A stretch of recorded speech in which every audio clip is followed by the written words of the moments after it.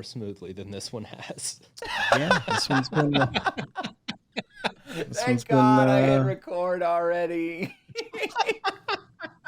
Arley, you. Okay, so now I can finally act as happy as I am to see you. What is up, dude? What is up, Kevin? I love you, dude. I love you, man. You don't act this happy to see me. Because he sees you a lot, you know? Oh, you don't act this happy to see because me. I see you a lot, you know? Hey, can we talk about a friendship, Kevin, real quick? About our friendship? I love our friendship. Yeah, I don't know if you do. I want to know why I'm silenced on the text messages. Everybody. I want to know what that's all about. Everybody is silenced on the text messages. I rediscovered Do Not Disturb, and it has been my best friend in the world. Oh, my God. Well, I feel a little, I feel a little like I'm bothering somebody if I'm texting you and then all of a sudden it says, like, Kevin is put on Do Not Disturb. And I also feel attacked because I feel like it's just me. I can't do that, dude. I have to see that message when it comes in. I don't have to see the message, but I mean, I feel like I'm bothering Kevin at this point. Like, he's a big superstar now. Got his own endorsement. He has his own shirt now from his endorsement. Bro, and okay, so here's the real thing. I gotta like awkwardly do this. Yeah. Let me know when to stop. No. Come up. There you go. Perfect. Is it good? And just hold that for 7 minutes. So hold on. The podcast is brought to you by I'll just do the entire podcast backwards. You can visit them at gamerlinefuel.com for all of your gamer fuel needs. Use the promo code DJ Hi Kevin. That's DJ HIKEVIM at gamer-fuel.com. The podcast sponsored by Gamer Fuel. Yes. All right. Yeah. So just quick reminder, my buddy Jordan is the proud owner. And I actually have been talking to his wife. You know, they got a little baby together and they run this whole thing. I'm not going to be able to hold that squat position the entire time. So I'm quitting right now. But yeah. So, I mean, I got my shirt. I'm going to wear them just for a little bit because they're super reflecty. But I got my blue blocker glasses. You can see how bluey and blocky they are. Yeah. They're actually round. Really nice. They are, man. I'm telling you, like, the best. So I've never had any blue blocker type glasses until now. And when I tell you that I'm literally sleeping better, it is not an over-exaggeration. Like, it just, my eyes feel so rested. It's amazing. Okay, dumb question. But are you, like, when we play Fortnite, do you wear them? Yes. Or have you had a chance to wear them? I have not really well. Actually, so it's really weird so Shorty, your glasses wear, right?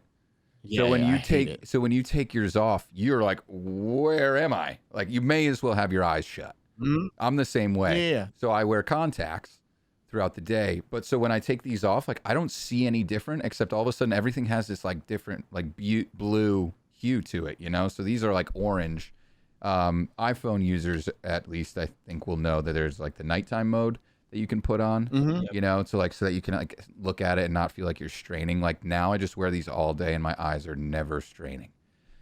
Well, like all my apps on my iPhone are dark mode, like the Instagram, Facebook, it's all dark mode. Yeah. So I mean, I already am kind of there, but I should probably check out gamer-fuel.com. Gamer-fuel. Get myself some blue. What are they called? Blue. They're the glasses on there. That's the only pair. Blue blocker glasses. Blue blockers have been around forever. They've been around. This endorsement's great. This endorsement's great. They're the sunglasses. You get a little bag with them, like a little case. You know, love that. Yeah. And then I got they're like these Focus, like, you know, all natural pills that are. Dude, I swear to God, my grass lines are straighter than ever. Because of that shit. What's the obsession with this? I saw this. You cut my your side grass yard? 9 times a week. Dude, what's going on in so PA? First off, keeping up with the Joneses is a very real thing. You have to. If someone cuts their grass, if one of your neighbors cuts your grass, you got to be out the next day. And I cut mine shorter than his. It's like this hilarious competition that me and my neighbor have. His name's Justin. We're like good buddies. We were over there on Sunday hanging out. But yeah, I don't really know what my obsession is. I'm just a little bit like, once I start to do something, I try and do it a little better every time. And then, you Sure. start to look up, you want to change your pattern of cutting your grass every time so that, you're actually cutting all the grass instead of just running it over and flattening it. So, yeah, I just... A lot of YouTube videos Kevin's been watching. Yeah, wow. I have- I have a guy named Rick who lives one street away from me.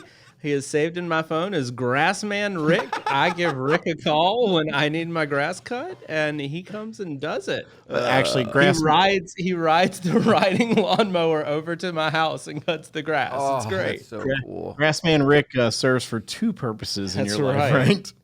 See what it did there? I don't have good. the No, did we today. not switch back to your roadcaster? Oh wait, do we? Yeah! Oh, I got it. Oh, I forgot. Yeah, You could done the podcast. Oh, music. which means that we have we've got our music for today. Well, that's good because we didn't really ever officially start the episode. So, I know. I've been sitting here wondering, like, what are you we're talking about? going, right? everyone, Oh. welcome to the podcast. I had to do another voice, but my Arnold's not as hot as it used to be. But I'm Michelle Obama last week. Michelle Obama. Or Barack Obama, sorry. But anyway, what's up, y'all? Welcome, Radio Shorty Podcast. I'm DJ Hi Kevin. This is the Radio Shorty Podcast with DJ Hi Kevin, and today we are with the DJ Arley the DJ. Arley I am the DJ, Arley. the What's up? DJ Arley Yes, the that's DJ. me. At arleythedj.com, use the promo code DJ Hi Kevin. No, I'm just That's kidding. right. Yeah. Just buy the glasses. that are on there. Arley-thedj.com promo code. You should buy that, Arley. Arley dash the DJ. Yeah, Arley dash the DJ. No, I just have Arley the DJ. Well, I have that. I already brought arley-thedj.com. Yeah, last yeah. night. You're going to have to buy it from us. Already. And Okay. everything It's Shorty $100. has, I own 48% of because everything is with me. Everything. It's true. It is Everything. true. With hiking. Yeah, With- like whenever I do get married, if that happens one day, she would be 48% Kevin's, which is gonna be kind of awkward. 176 days a year, she's mine. That's Wow, the quick math on math, that was bro. incredible. Oh man. Shorty, you want to do the serious thing real quick?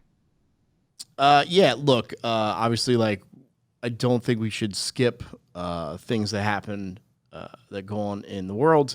And of course, as we record this last night or yesterday afternoon, obviously there was another shooting at an elementary school in Texas. To date, as we record this, 20 children have been murdered. And it was weird. Like I saw the news start coming in last night. And it was when I was actually editing some videos for like our podcast or like for social media. And I was just like, there's no way I can just post like funny clips and, there's a time for everything. And I think that this is the time for just kind of thinking about them. But the thing I thought about when I drove home was like, and it was, I don't know why I thought about this, but I thought about like, and I think it was because it's Texas, obviously, but like Jen and Nate, like they have kids. So like, I'm like, fuck that guy. Like that was my first thought. Like, there's just so many like you can tell I have like 7,000 thoughts on this topic. I don't think this is the time for talking heads on news channels screaming about gun laws and mental. Like I know there's a time for it. I get it. I understand. As this podcast comes out, it'll be a week from now that the shooting happened. But I think that just simply there's like the questions of why. Like, he was an 18-year-old kid. He was a kid in the community. He went to the high school of the community. I don't know, man. And I don't mean to like drag down the podcast, but I also think all three of us want to be, don't want to just ignore something so massive that happened. Definitely. Like I was on. Go ahead. Sorry. Well, I was like, Go ahead. we had actually talked about it, and you wrote it in our little podcast map, right? Notes. Our little notes, and we were kind of between whether we were even going to talk about it or not because we felt like it might drag it down. But the point is, we're going to continue the show exactly as we always do it. We're going to have a great freaking time with Arley because he's a ball of energy and just one of the coolest people. As far as I know, we've never really like officially like high-fived, but I like. We're not going to preach anything. Everybody do your due diligence and keep everybody as safe as you can. But also at some point we got to get some mental health and some control of, They like literally all that under just wraps. updated it. Like literally just now. It's now 21. Oh my God. Which actually at this point makes it the deadliest school shooting in America. Sandy Hook was, I think, 20. Bro. Literally, as Kevin was speaking, I saw it come across my phone. So it's like, I was on the air for Sandy Hook. I literally, it was like, I think it was like 1 o'clock our time, and my boss was still on the air, and he was doing other things with other stations and trying to help them, and so I just hopped on the air, and I was on it for 8 hours. I'm talking about dead kids on the air, and it fucks with you. But I agree with Kevin. I think just literally, obviously, there needs to be a conversation needs to be had. Absolutely. With mental health, with gun control. Look, Arley and I both live in South Carolina. Guns here are like, candy corn. Everyone has one. But there has to be, and this is the only thing I'll say about this, and I just said, like, don't talk like, a politician, but there has to be something, background checks or yearly checks or something has to be done at this point. Yeah. I mean, what has to happen is we need a good faith conversation with everyone at the table. Yeah. Where we put aside the partisan bullshit and we get people Right. together and we actually talk about it. And we don't talk about it like politicians and bullshit our way around it and be afraid of losing power for those people who support you because you are a hard line on one thing only. Like, we need to get everyone at the table and have a good faith conversation of how we fix this, because it does not happen everywhere. This is an America thing. Like, Yeah. It's we cannot let this keep being a thing if we're going to be who we say we are.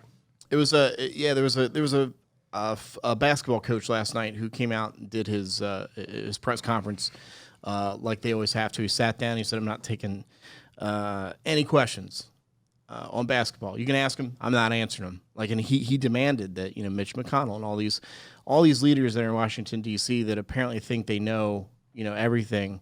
That there needs to be change, and I 100% agree with that. I think that, again, I have my own thoughts on guns, and I have friends that have guns that legally own them and that are careful with having a gun, but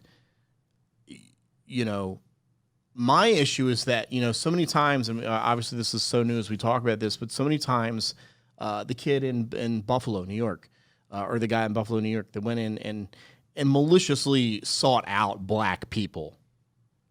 Fuck you. Yeah.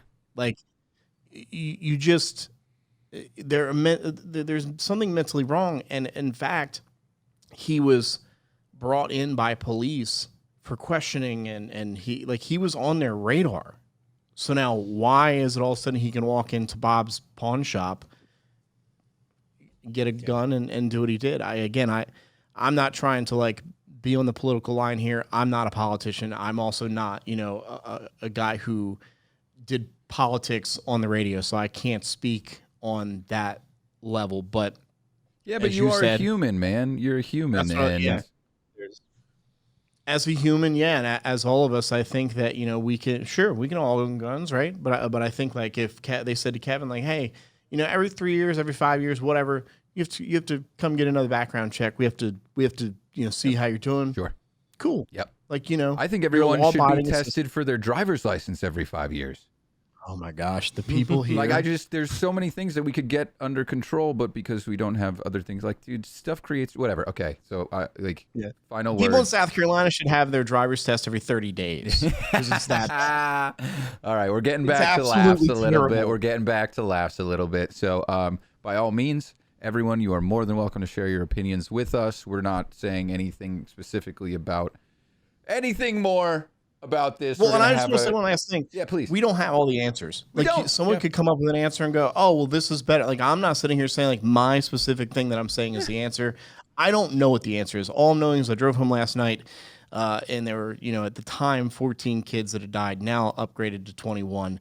And, again, my thoughts were Jen and Nate. That was my thought. Yeah, man. And yeah. Anyway. Jen and Nate. We'll be right back after this break from GamerFuel.com. Hey, gamerfuel.com. Gamerfuel.com. With the line in the middle. Everybody look out. All right. Thanks. We're back from that commercial break, which was me breathing very heavily into the microphone. Hardly anything more. Arley, you listen to the show, right? Yeah, definitely. You're our listener of the week. You're our listener of the week. No, we actually. Go ahead, Shorty. What's up? He has to say he listens. He's sitting next to me. I know that was you're gonna the joke. have to make me listener of the week for like 3 weeks ago. I think I listened 3 weeks ago last. Dude, it's a long podcast. Well, and here's the thing. Like, look, man. I love the Drew and Fuse show. I just haven't been able to catch up lately. But I know I'm gonna go to New Jersey and I'm gonna drive, and it's an 8 to 55 hour drive depending on traffic. Yeah. And I have all the episodes ready. Bro, it's going to be a Drew. I can't wait for like every hour. You know, I cross a new state. It's the Drew and Fuse show. The Drew and Fuse show. They clean up nicely. Dude, I have a box of Liquid Death in my fridge because of them. So I tried Liquid Death for the first time last week. Yeah. I sent Kevin and Fuse and Drew a text message. Have you tried Liquid Death? Do you know what this is? I'm a fan. I like it. Okay, I've never had it. Justin, your boss, and I went to Charlotte for Dave Matthews, and he goes, "You ever had this Liquid Death stuff?" And I was telling him, I was like, "Man, we talked about it on the podcast you don't listen to." And I was like, "Yeah, True and Fuse talk about it. They want to be sponsored by them, blah blah blah." Dude, he goes to buy the drink. It's like $8. It's not $8. No, it's not. It was $8 at the amphitheater. Oh yeah, definitely. At Dave Matthews. And regular water was $7. Like, well, oh yeah, it was like Aquafina that's like this big is like $7. So why not just splurge it's for the in $8? Juice box of Aquafina, like. It's a Capri Sun. Oh my God, yeah. Well, I mean, so as if you do listen to the Drew and Fuse show, you know that Liquid Death is actually part owned by Live Nation. So it's going to be your and the point of them is, and I feel like we're doing a plug for Drew and Fuse, doing plugs for Liquid Death, doing plugs for Live Nation, doing plugs for Live Nation. So we're like 4 plugs deep here, boys. We are a lot of plugging going on here. Love to plug. We are plug fans. Love a good plug. Arley's just full rubbing his face right now if you're not watching. But yeah, I love that they're just trying to get rid of plastic waste. That's huge to me. We do have some real listeners of the week because we have been slacking so hard. I'd like to first mention my good friend Dean Nikovic, who actually is about to have a 1-month-old baby. Him and his lovely wife Rita are proud parents now. They live in Brooklyn, New York, and I did their wedding in Brooklyn. It was amazing during the pandemic, but Dean is a huge listener, and he's been actually giving me a bunch of tips. One thing that you can do on YouTube is you can actually listen to it on like fast speed. So he likes to listen to the 2-hour shows in like an hour and a half. You know, you can do that on Spotify now too. Oh, you can. Sweet. Oh. There you go. So I can be talking like this instead. You know, like just a whole lot faster. That. How do people listen? Like, I know people that listen. Like my cousin's like, I listen to it on two times a night. I'm sorry, what? Yeah, 2 times is. Like, how do you listen to a show that fast? I'm a DJ. If you get over plus or minus 8%, that's it. That's where that's my cutoff. Yeah. Exactly. Party in the USA. Oh my God! Party in the USA at 128. Hands up, sing my song about the fun way. Yeah. That was really good too. Yo, so I have a listener of the week as well, which Kevin, I didn't know you were aware that you knew my listener of the week, which is DJ Daly. I love Daly. DJ Daly? Maybe. Just lie and say yes. Yeah, absolutely. Love that man or woman. Daly is a man. He's a Philly native. So he's buddies with Aiden Scott and 9, and Demand knows him real well. Fuse, I'm guaranteed, knows him. I used to raid him all the time in the deep Twitch days because he also had a SpongeBob emote. So we kind of became... Actually, Daly was the first person that I was ever like, yo, I could lose my girl to this guy. Really? Yeah. She just like... I don't think she'd be sitting here while I was streaming, and she'd be watching him. Wow. And I was like, damn, this guy's got it. Whatever it is, he's got it. You know what he doesn't have though? An iPhone? An endorsement by GamerFuel.com. No, so daily night we play Call of Duty every now and then. And the other night we're playing, and he was telling me, he's like, I've gotten into podcasts lately, and he was like, Shorty, I was listening to yours. I was like, oh, thanks, man. And then he goes, man, you know what, like, podcast I really love is that Drew and Fuse show. He goes, that intro song, and then on Call of Duty as we're shooting people, he's like, it's the Drew and Fuse show. And I literally at that moment, like, I'm playing, I'm like, God, they're fucking like, they came up with a jingle that everyone's gonna sing. Yep. It's so genius. And I have like free music from like YouTube. Yeah, that I just there. That's ours. Anyway, so those are our listeners of the week. Our guest of the week is Arley the DJ. Arley and I work in the same market together. For those that don't know, we're here in Greenville, Florida, as Kevin would say, because Kevin doesn't know which Greenville we're in. I know. I listen to the podcast. It's terrible, isn't it? We're the listener of the week. All right. Right. Listener of the week in Greenville. I know the drink game. Can we talk about how your boss is not on the show? Let's just bash your boss the whole time. That sounds like a great idea. I can say whatever I want because he does not listen to me. Yeah, baby. Let's talk about your pay scale, Arley. Let's talk about your pay scale. That needs to go up. So you're wanting $1 million. We'll get you there. No problem. Yeah, absolutely. Part owner. I want to kind of start like the beginning, because I don't even know much about you either, as far as like the fact that you're just a really great DJ, a really great person, but I don't know how like you became a DJ. I really don't. I don't know the story. You never heard this story? I know kind of like who coached you. Like I know the person. That one's not a secret. Yeah, no, my become a DJ story is really stupid. Okay. So I was this is a great story. Get ready. No, I was working at Fujifilm. And I had a guy that I worked with, and he was really into music, and like we talked music all the time. So, fast forward a year or two, I get a call out of the blue from a club owner in Greenwood, South Carolina, Jay Atkins at the Oxygen Lounge. Ooh. And I get this random call, and he's like, "Hey, is this Arley?" And I'm like, "Yeah."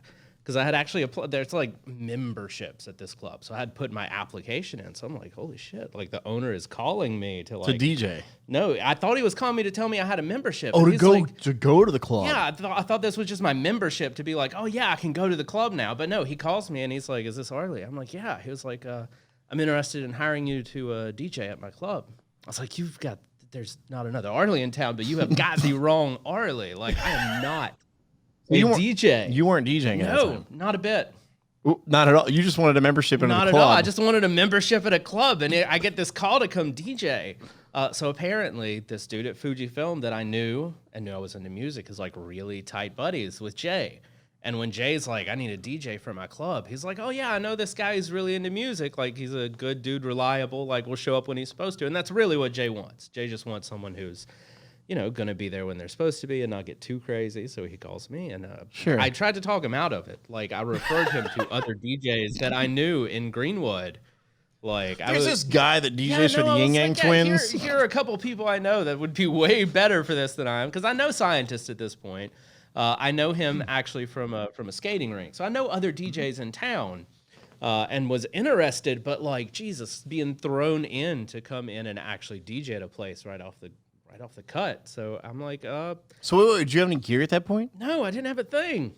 This guy he had an iPod, bro. Like this guy's so high at Fujifilm. He's like, man, that guy really loves like music and shit, bro. That's exactly what happened. I think he'd be great to like play music and shit. Bro, I love music and shit. So yeah, no. Let's see how long I can hold you guys. Brings me in. I come in.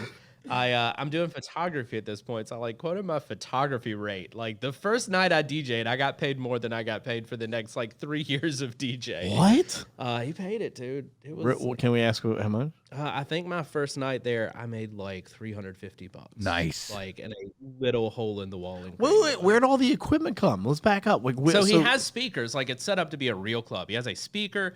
He has a mixer that he stole from an abandoned skating rink. I can only assume it was an awful mixer. So I come in and all I have is my laptop.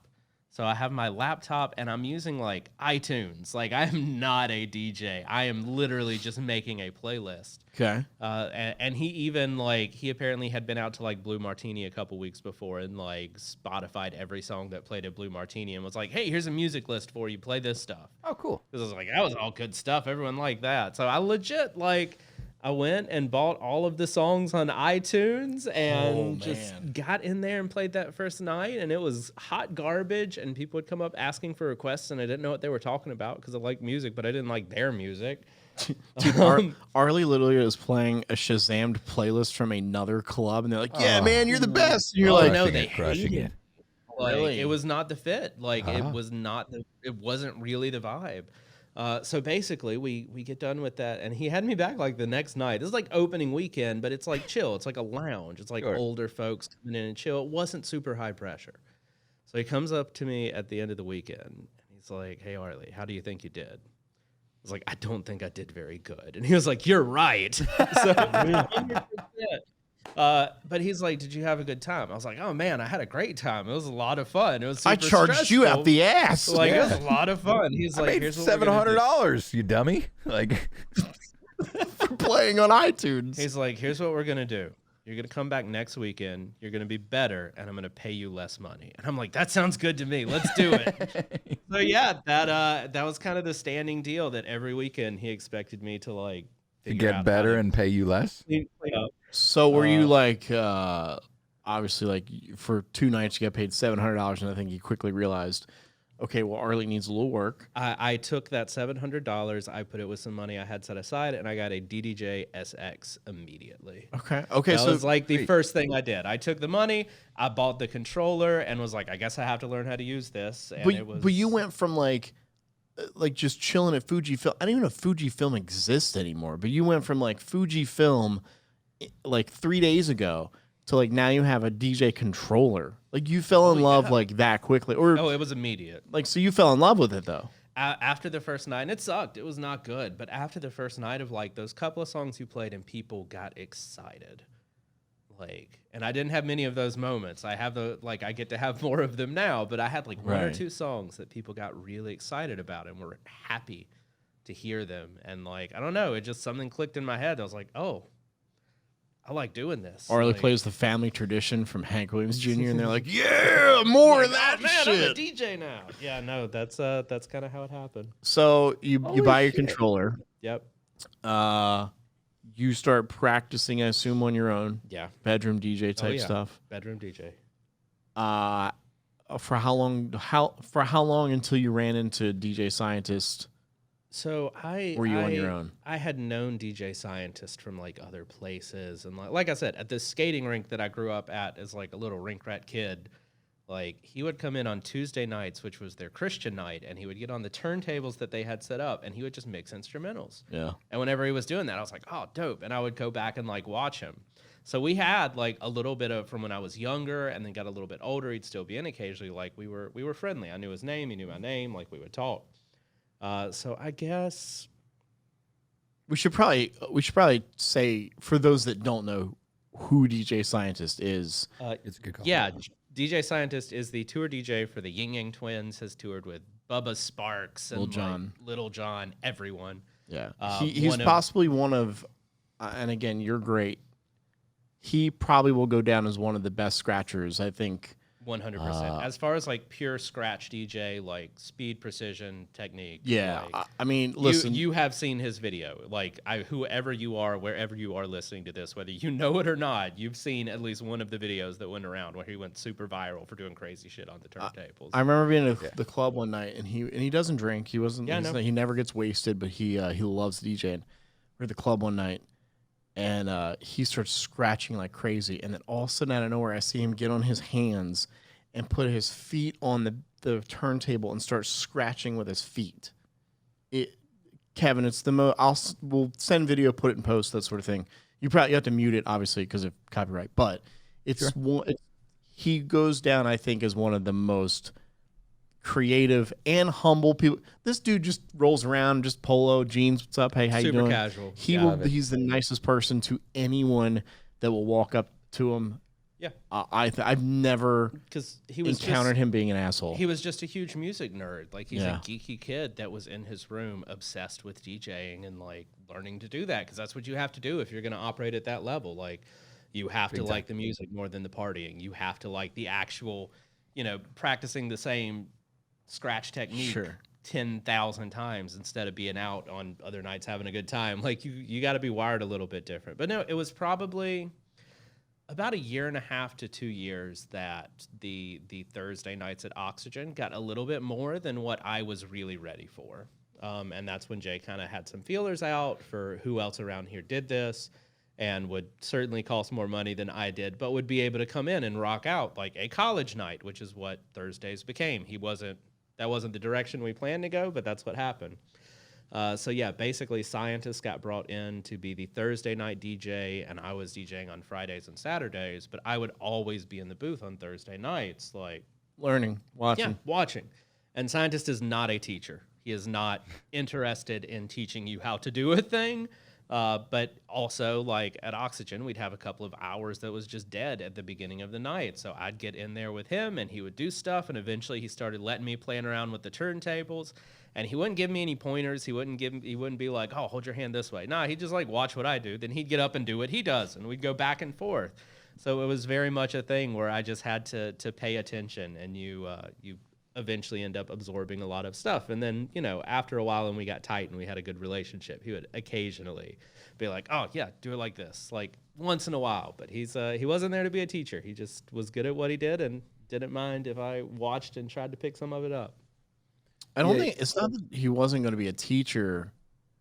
I think in a way he was teaching. He just like wasn't vocal about it. Yeah, like absolutely. It's not that he didn't want to teach you. I think if anyone said like, hey, teach or show me how you scratch or whatever, he's just going to show you, and I think that's probably how a lot of us are, where if someone asked me how to do something, like I might not be able to put it in words because I'm ADD and I'll be like, bleh, like here it is. Like, this is what I do. I don't know if you can figure that out. And he really taught you by you just sitting over his shoulder watching. Yeah.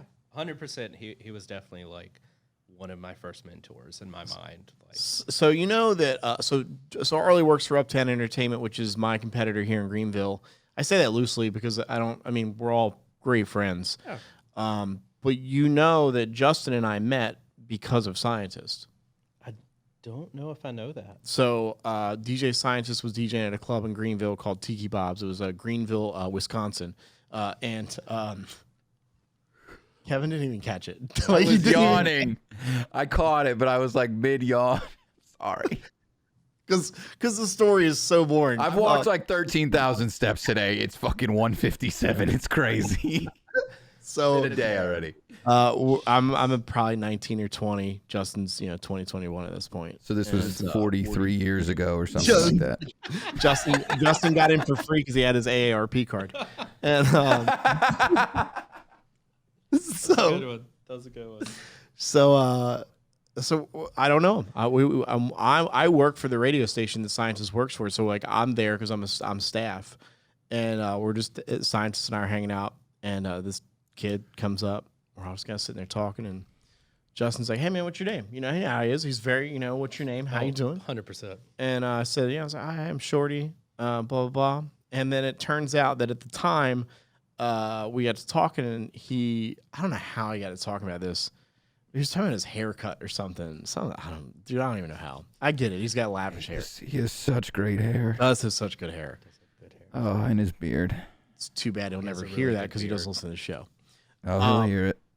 But he said something about his hair, and I was like, "Oh, where you get your hair cut?" And he said it, and I was like, I looked at him like that, and he's like, "What?" I was like, "That's my girlfriend's mom that you get your hair cut from." Like he was getting his hair cut from at the time my girlfriend's mom. So then of course he was like, "No way!" We're getting to drinking, blah blah blah. We exchanged numbers, and then literally from that point, like it was every 5 nights a week. Justin and I are hanging out, with scientists or at the clubs, and we're trying to get into DJing clubs as well. But yeah, scientists and I, we were both just fascinated by watching scientists, and we literally sat there and 100%. And I don't think if Justin ever introduced himself, I don't think I would have, because I don't, me, I don't talk to anybody. I just look at people and go on. But I loved, so when I was younger, I would help scientists carrying his crates because it was before Serato. I was carrying all these crates and helping him. So to repay me for that, he would take me to like a diner at night after the club, and we'd go to this diner, Steak and Shake, and he would throw. I love this dude. He'd be like, and I don't know how the conversation would get started, but we would sit in the booth, and he'd be like, who do you think the biggest celebrity is I have in my phone? I'm like, I don't know. And he would like he had a BlackBerry at the time, so he's like scrolling through.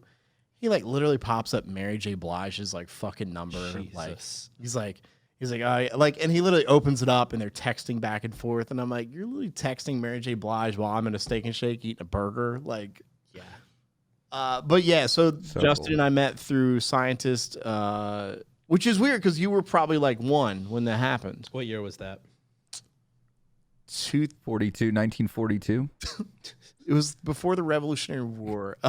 Yeah. It was 2004. Columbus sailed the ocean I blue. was- Columbus sailed the. 13. You were there? Okay. I was born in 91. I'm young. Yeah. Oh my gosh. Okay. You're a 91 baby. Damn, dude. Okay, Because I'm a 90. Yeah. You guys Yeah. are kids. Yeah. I was in 9th grade hang on. 9, 10, 11. Yeah. There's something like that. You were probably in like 8th or 9th grade, Arley, right? 7th Yeah. grade, something like that. All right. So you you do the club thing at Oxygen. Mm-hmm. Like where? Okay, so when do the whole weddings and events like? Because So- those are 2 different worlds. Oh, You know. 100%. So it took me a while to even just make it from Greenwood to Greenville. Like those are 2 different worlds too. Yeah, like, we might want to explain like so Greenwood is what 40 something. hour and 15 minutes. My house is 1 hour and 15 minutes from this office. Yeah, so it's Greenwood's It's how do we it's describe bigger it? than Mayberry and smaller than Greenville. It's like this is a place that has like 3 or 4 bars that people go to.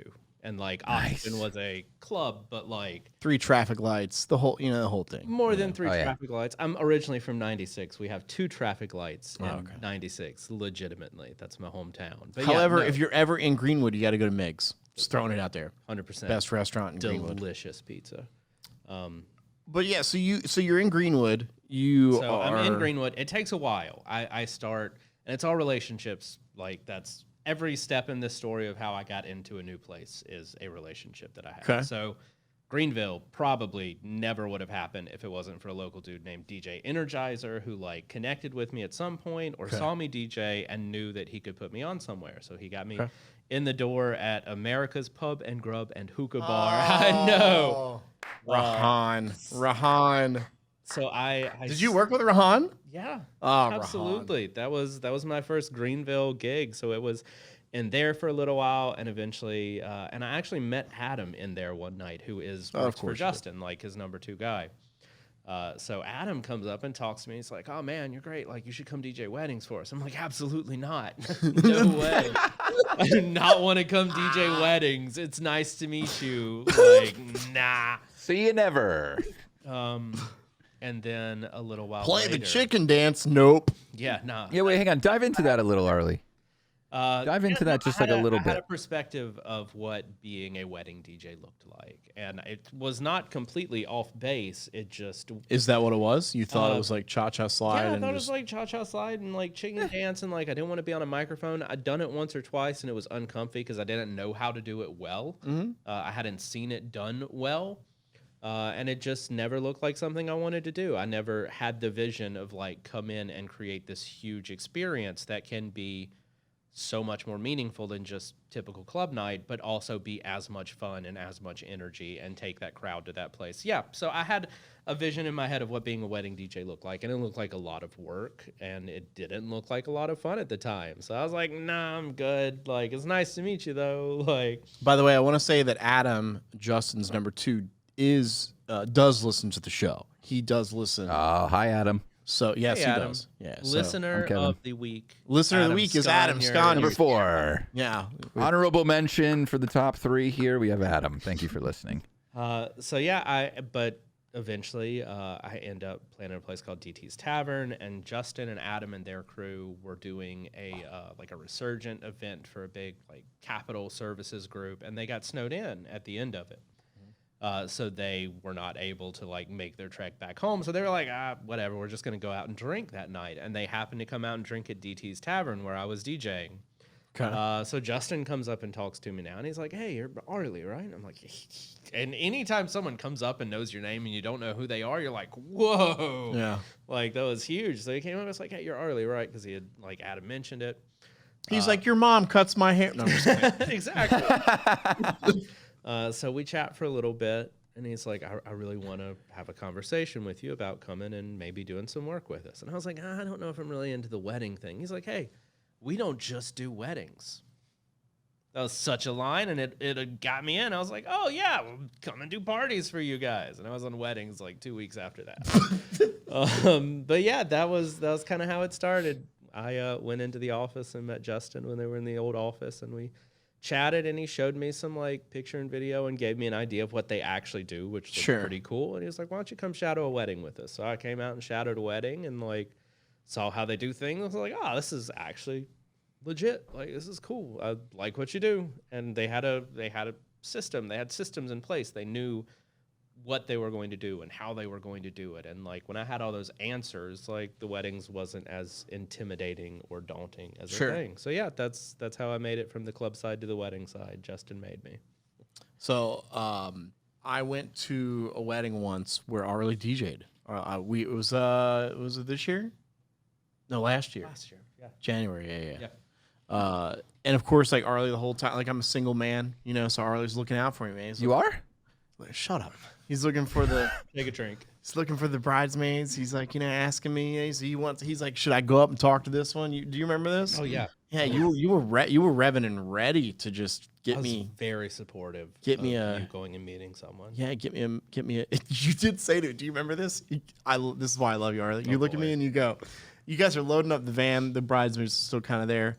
We're talking about like being single stuff, and Arley's like, I'll set you up, buddy. And he like pats me on the back, and he goes, just question, men or women? I looked valid question. I looked at Arley and I was like, Arley, you're attractive as fuck, but I'm a woman only kind of guy. And he goes, it's fine, buddy. It's fine. We'll find you somebody. It makes it a little harder to set somebody up, but you know. I didn't know if you remember anybody's face. Do what now? I'd kiss anybody's feet. Feet? What? No. I changed it. I realized that was funnier if I said feet. Oh, the fucking feet. Yeah. So look, Arley, you're such a good kid, man. I say kid, but like you're really, you really are, man. You're getting up there. How you and Justin are both old? Yeah. No, you're not old. You're not old. You're young at heart. I feel like I've talked this entire time, and Kevin is just dozing off over there. Bro, someone actually, Adine. I'm going to talk about him twice now. He's trying to get me to play Rocket League. He's calling me on Discord right now. I can't play soccer cars right now. Can you tell him you're doing a show right now? Can you be like, hey? I sent him a picture and then I texted him and said podcasting, and he said I can see that, and he sent these emojis. And I'm like, then why are you calling me on Discord? Dude, can you patch him in? Have him on the show. I wish I could, dude. That would be funny. We should totally have him on one time. He does. His favorite insult that isn't a swear word is, get this, Shorty, ding dong. Oh, I love it. Like a doorbell. Yeah. You can't. I was thinking the hostess. I was thinking the hostess snacks. I was thinking the thing that went viral over the winter, the TikTok thing. Ding dong.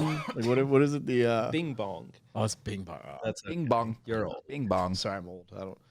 Fuck your life. If Tony was here, he would play it. Instead, we just have fuck me in the ass.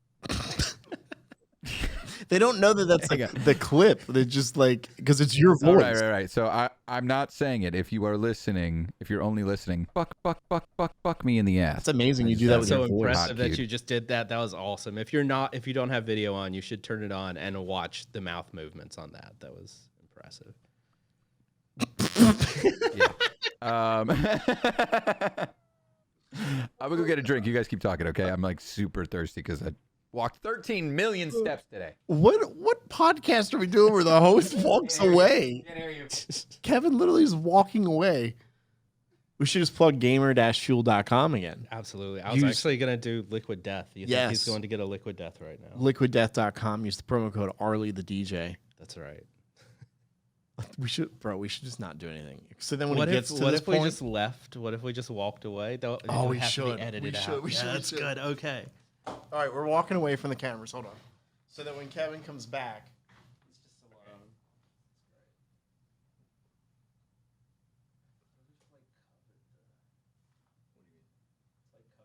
Okay, so we're away from the cameras. He can't see us.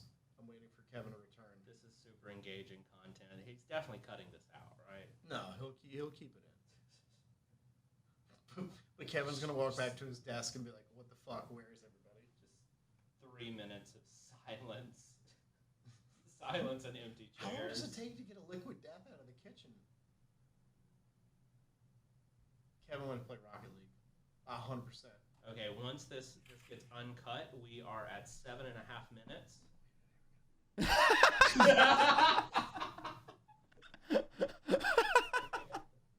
Oh my God!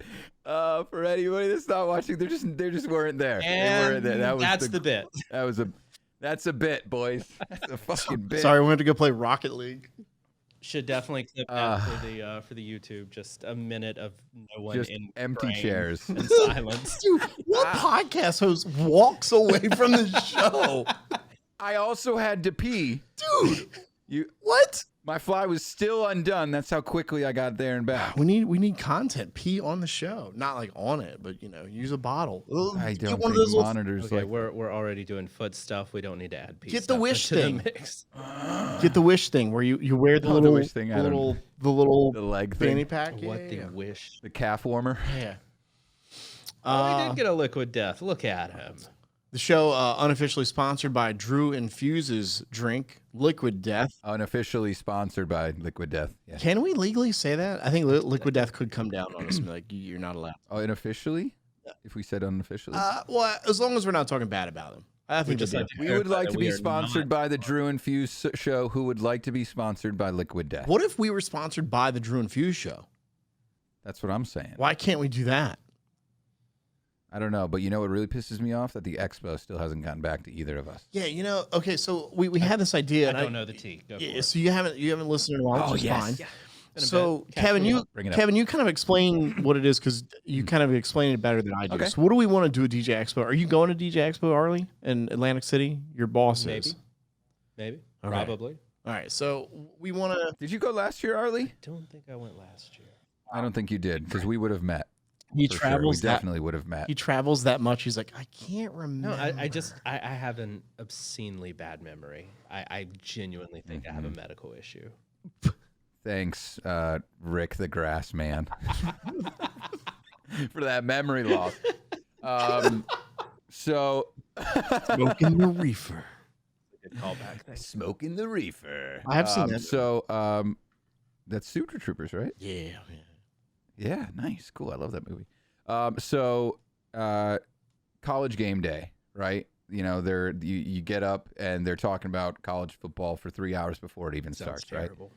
They got desk on the left, desk on the right, some like helmets in the middle. You know, it's like this big thing. They got the crowds in the background with signs. People love to do it. It's to get people hyped up for it, right? They do it here in Clemson every year. Yeah, they'll do it like for the fans. So It's okay. So what we This want is to just do. the example.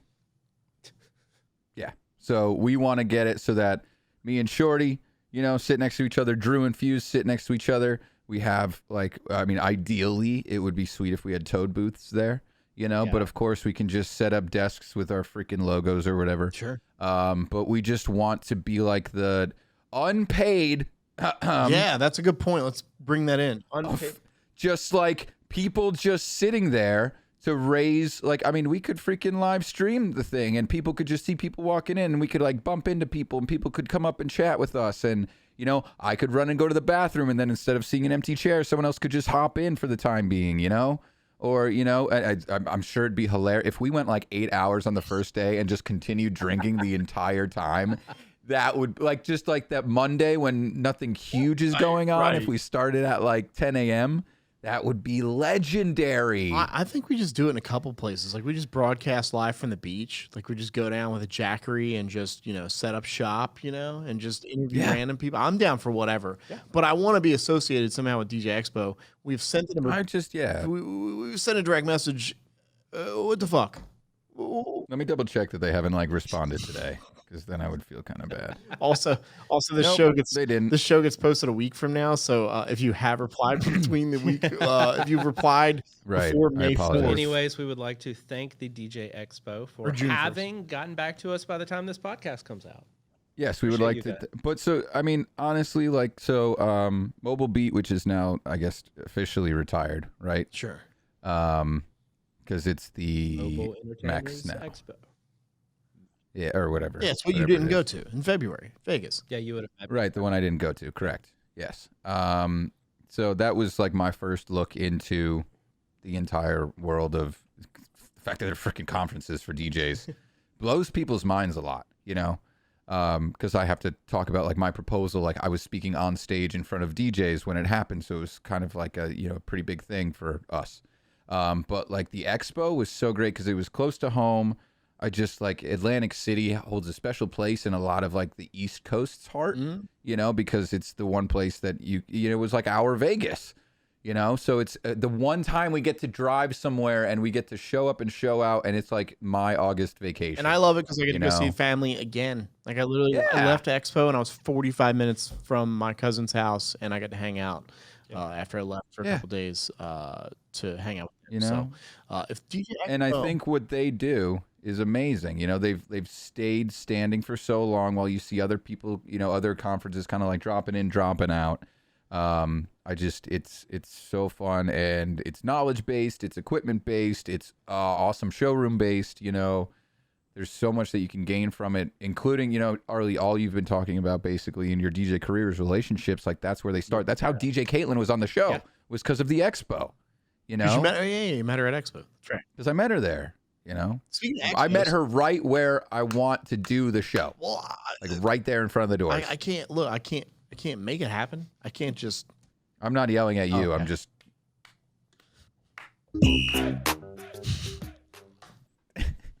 Bring me back. Yeah, I can't make it happen. I want to have it happen. So if it doesn't happen that way, we'll figure out another way. Regardless, we'll do the show from DJ Expo unofficially. Yeah. I don't care if we do it where that little bar area is that we were last year. Our like home base. Yeah. Yeah, where the little band was. I don't care if we do it there. I'll do it in the middle of the freaking casino. You know, I don't care. Let's just get it done. I don't think we're allowed to have video cameras there. What I don't want to do is do it in that room where the after party was. Because my ears were bleeding at the end. Dude, it was so loud, bro. I've talked about this before in the show. This is probably why they haven't gotten back to us, because they've heard it and they're like, "Fuck these guys." That's it. Yeah, because the DJ Expo listens to our show. I don't know, but we were. Otherwise, they would have called me by now. They had this like after party in this like room. There were like 70 speakers. They were all on 15. I mean, it like, dude, literally loud as fuck. I literally looked at Kevin and I was like, I'm gonna walk back out now because I just can't. Arley, I was ripping up napkins. Oh yeah. And sticking them in my ear so that I could fucking like breathe. At one point, I think it was Jamie Perez of Explosive Entertainment. You guys know her? It was like Jamie, Jordan, and Sean Big Daddy McKee, right? They were doing like, you know, they do their hype up shit, right? With the microphones and everything. And I don't understand how Big Daddy's 165 years old and this motherfucker still has energy at 11 p.m. Bro. The man has lived 2 lives and he's old in both of them. I love that man to death. I love him to death, and he would die. I got to get him on the schedule, by the way. Big Daddy, if you're listening, hit me up if you're available June 22nd. That's the next available date to have a guest on. I'm going to text him after this and make sure he gets on. I want that kind of. How old is Big Daddy really? He's under 70. I want that kind of energy when I'm that old. He's got a couple grandkids. I want that kind of energy when I'm older. Oh yeah, no, I'm it's just like, such a dude, you know what you got to do? It's so- Get on gamer-fuel.com and start taking your supplements so you can live forever. Want to be as hype as Big Daddy at his age? Want to be Big Daddy hype? Get on gamer-fuel.com. Oh, this podcast has had 8 endorsements within the hour. Yeah, we love it. Yeah. But so anyway, so like they called me up and I was like, will it get me on that side of the speakers? Then yes, please. I will go. And I'm sure if someone has a recording of it, I probably like get across and I'm just like, oh, my ears are alive again. But you know, they'll figure that out. It'll be better this year because the speakers will be properly tested. We will be there unofficially hosting it and making no money because we are just in love with what we do for our community. Yeah, I don't want them to pay us. I just want to. I don't want any money. Like, or maybe a free pass. But listen, regardless, like, Hold on, this super hot girl just pulled into my driveway. Hang on. aren't you engaged? Damn. Yeah. It's my Oh, fiance. That's the joke. I just want her to hear it when she listens to this. back, Okay. you know? Love you. Yeah, Katie. so we don't want to get paid for it. Maybe free passes. I'm down for that. But for DJ Expo, if you're listening, DM Kevin back because Kevin's the one that messaged you. Hey, Kevin, I need to speak. At DJ Speaking Hot of social media, I need to ask you just one quick question. What do you have against hats, bro? What's going on there? I have nothing against hats. I'm literally wearing a hat I don't know. right Your now. social media said differently because you literally like. But if I was DJing a wedding, I would not be wearing a fucking You're wearing hat. a ball cap. Like they're wearing like fedoras. Okay. Well, No. hold on.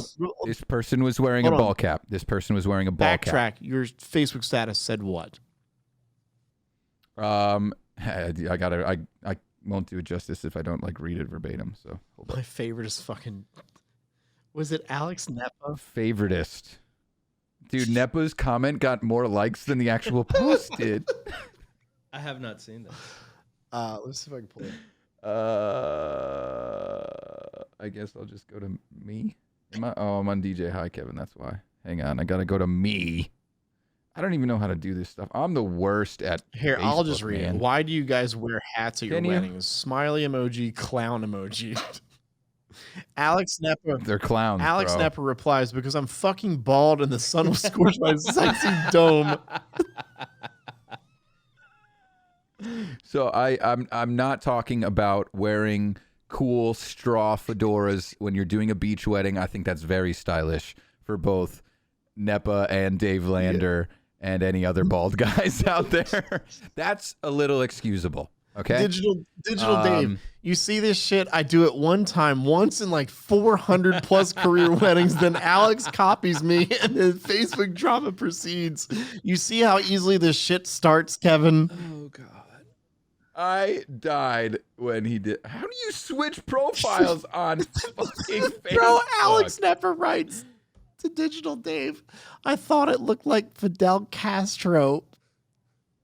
Dude, then he puts the picture of Fidel Castro, and then you remember what Fidel Castro fucking looks like. So someone else. Okay, we found it. We read it. You don't know how to use Facebook. Who was it that pissed you off for the hats? Do you wear hats at weddings? There have been a number of people. There's somebody that works with me that a lot of time, like they were running a photo booth, and I kept that like, twice. I was like, "Can you please take that hat off? We're at a wedding. It's just not appropriate."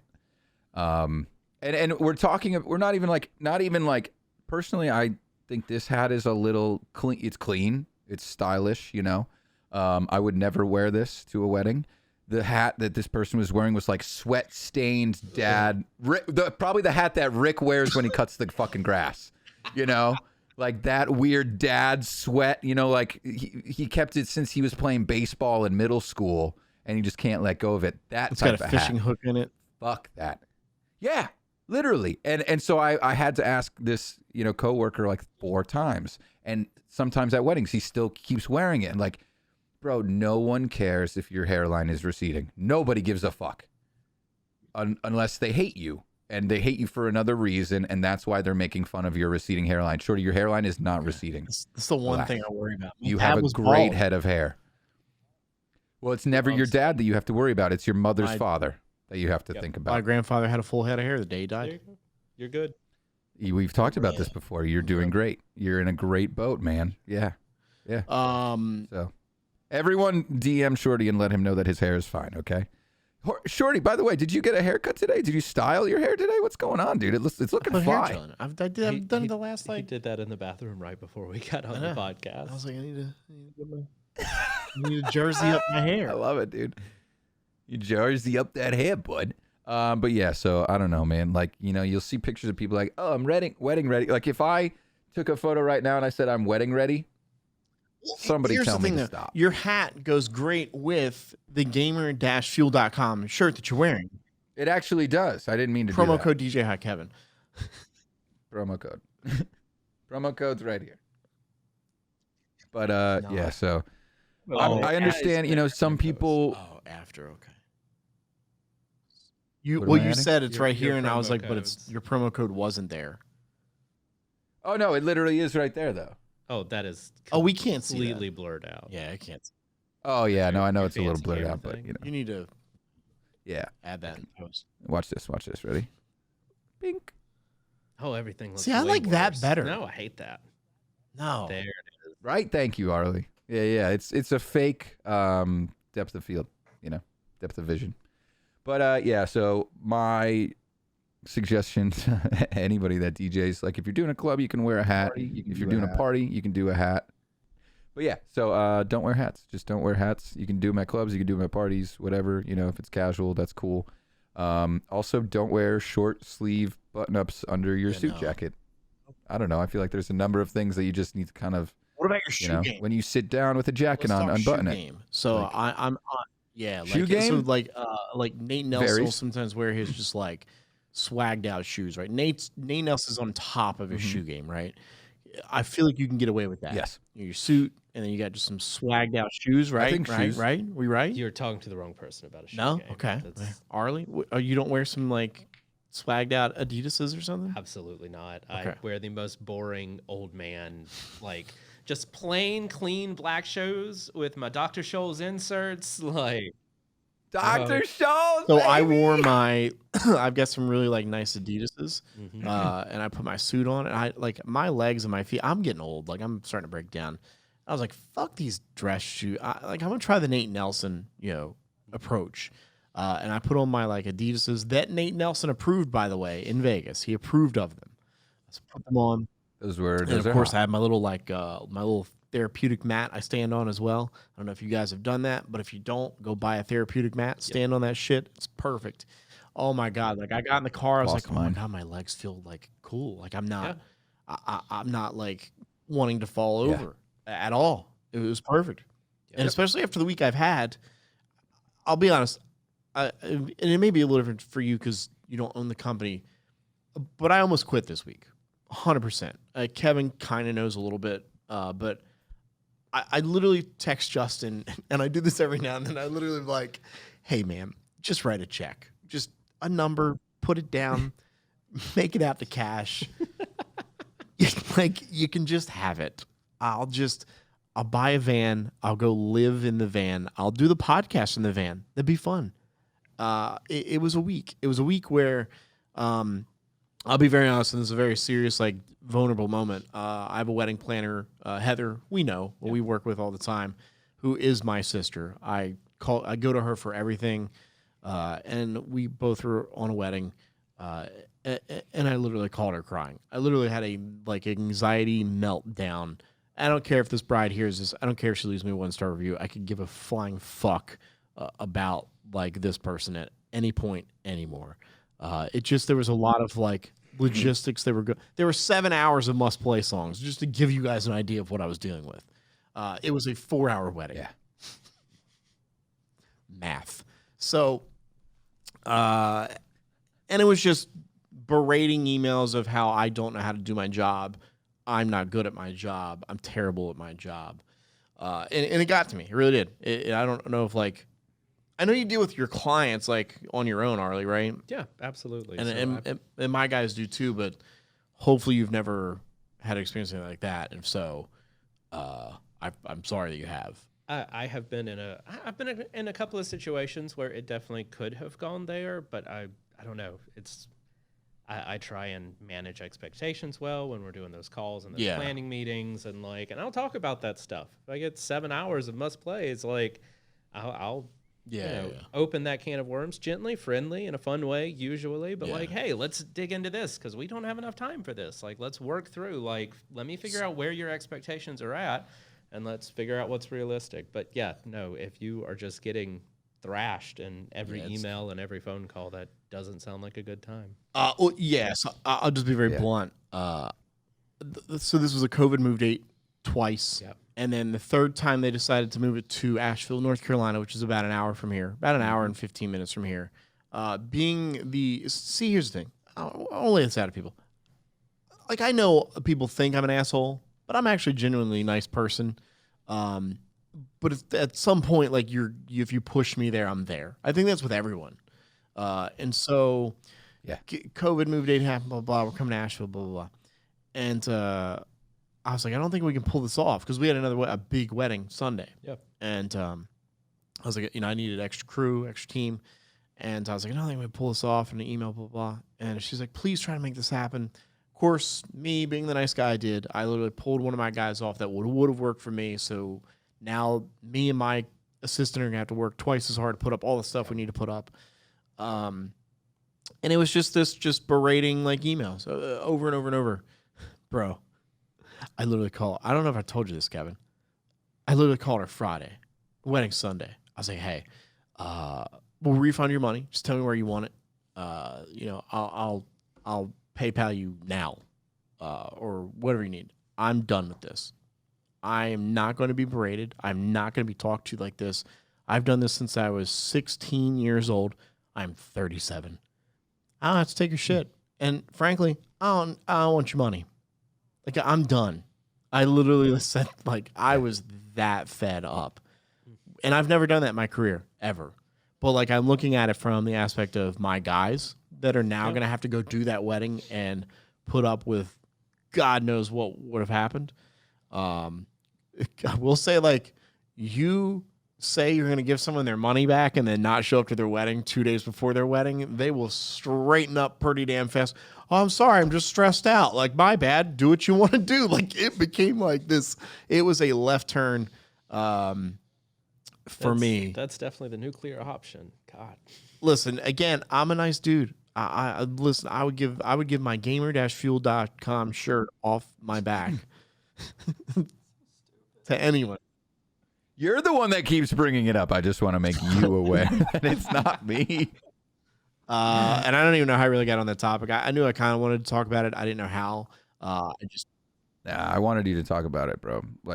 So here's my suggestion is I saw a wedding planner in a situation live on the day of where him and his employee were being verbally abused to the point that all the other vendors were like, what?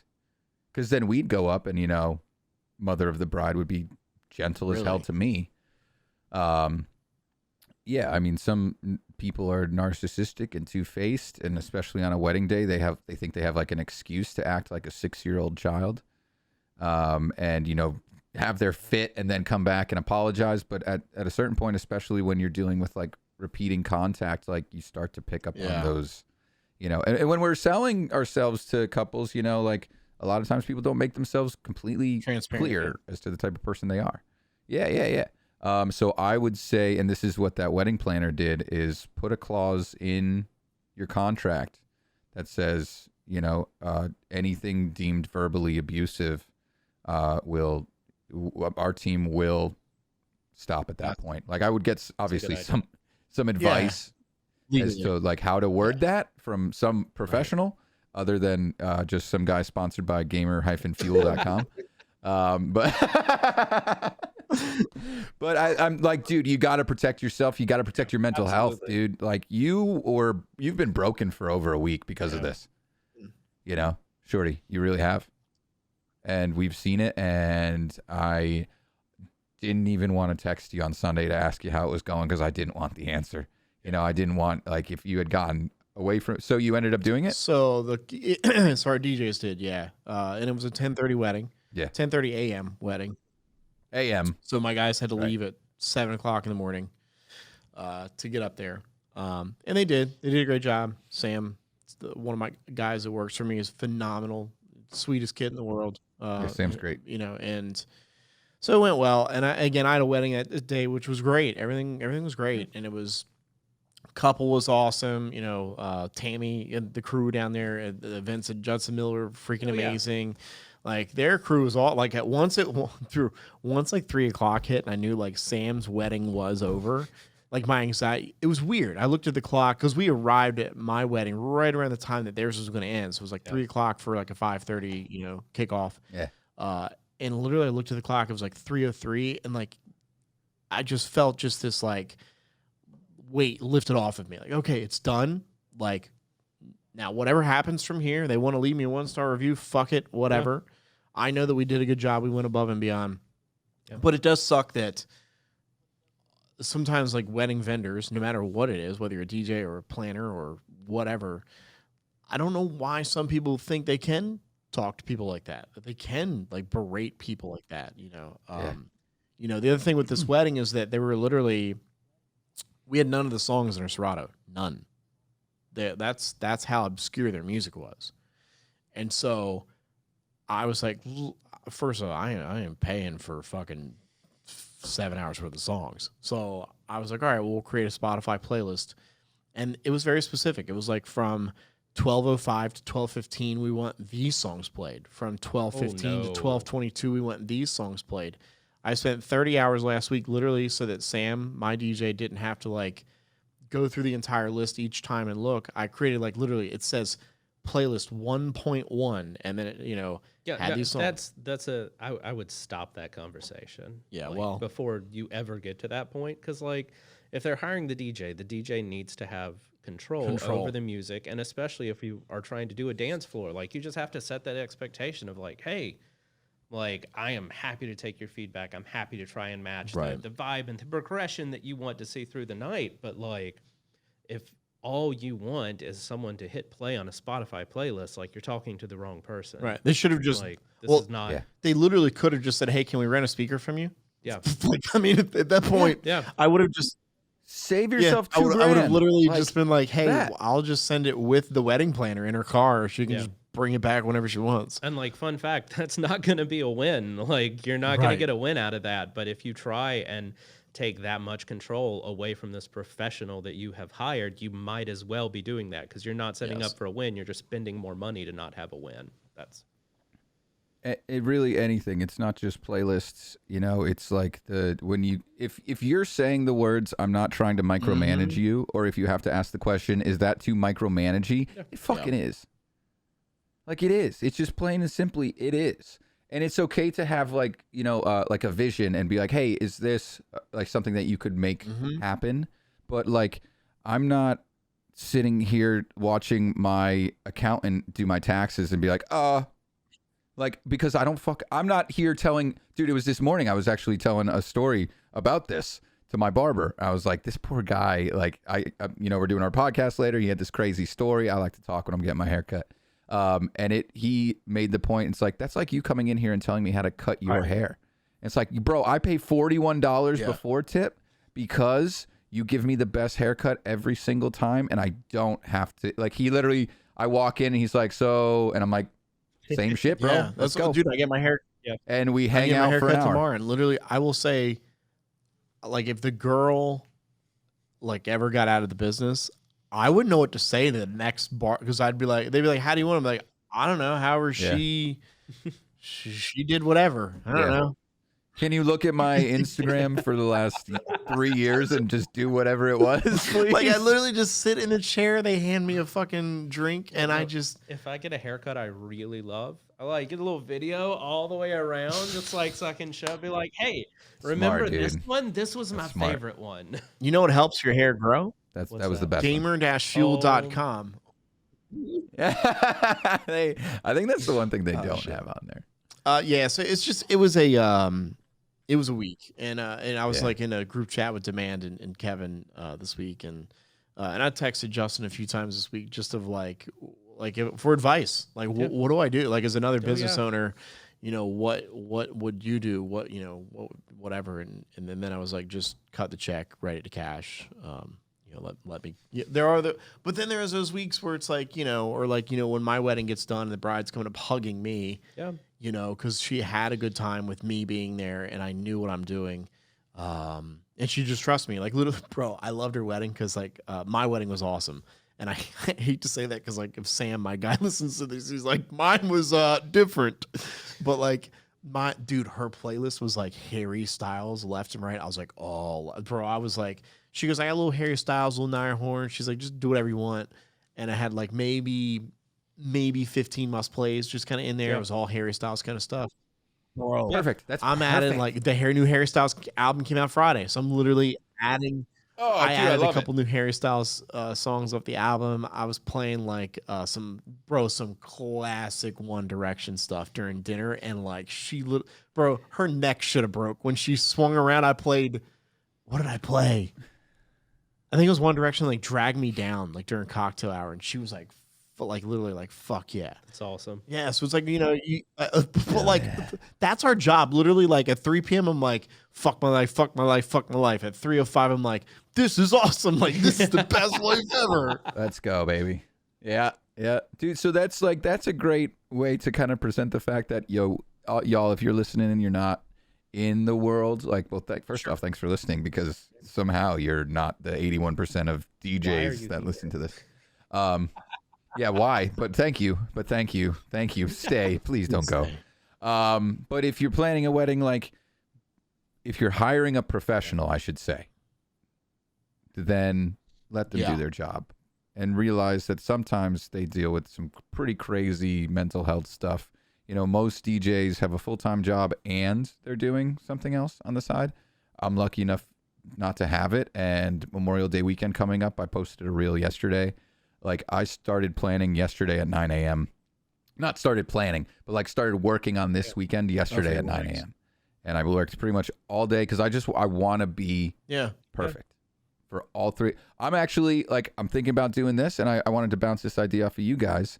I'm thinking about sending an email to all three of my couples for this weekend all together and being like, hey, guys, I just want to let you know, like, this is how the weekend is. I would say you would say no? 100%. Okay. Well, wait, he didn't finish what the email was. Carry on. Finish the story. I was just checking. Yeah. So it would just be like, hey, this is, you three are my three this weekend. This is a big weekend for DJs. I'm super excited to do it. I'm going to party so hard Friday, Saturday, and Sunday. I'm not going to be able to walk on Monday. Just want you guys to know that, like, I'm in it for all of you. Thank you for having me. Thank you for doing your wedding this weekend. Like, if you follow me, you know I've already been hard at work, and I just cannot wait because musically, these three couples are like the most in tune with me ever. So like the Friday couple is very like pretty classical, but also like a little more on like the skinny jeans and Vans side of the world, you know? And then the middle couple is just like energy, go do whatever you want. She's a Twitch streamer. And then on like a partnered Twitch streamer, which is cool. And then on she's cool as hell. And then Sunday is just like they have like tastes designed for the music that they want throughout the entire wedding. You know, like they literally are like looking for vibes to be created. And my favorite was like reception. She's like, we want guests to have FOMO when they have to go to the bathroom. Fuck, that's awesome. Like that they don't want to leave the dance floor so bad they're gonna pee their shoes. You know. Did she really say that?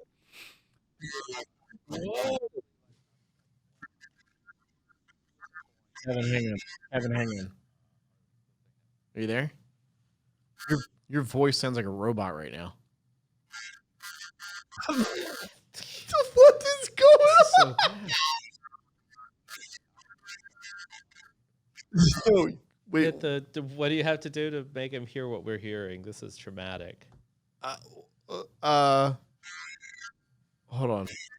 I can't do it while it's recording. Oh, did you hit something on your Go XLR? Are you sure? You sound like a fucking dude. You sound like a robot.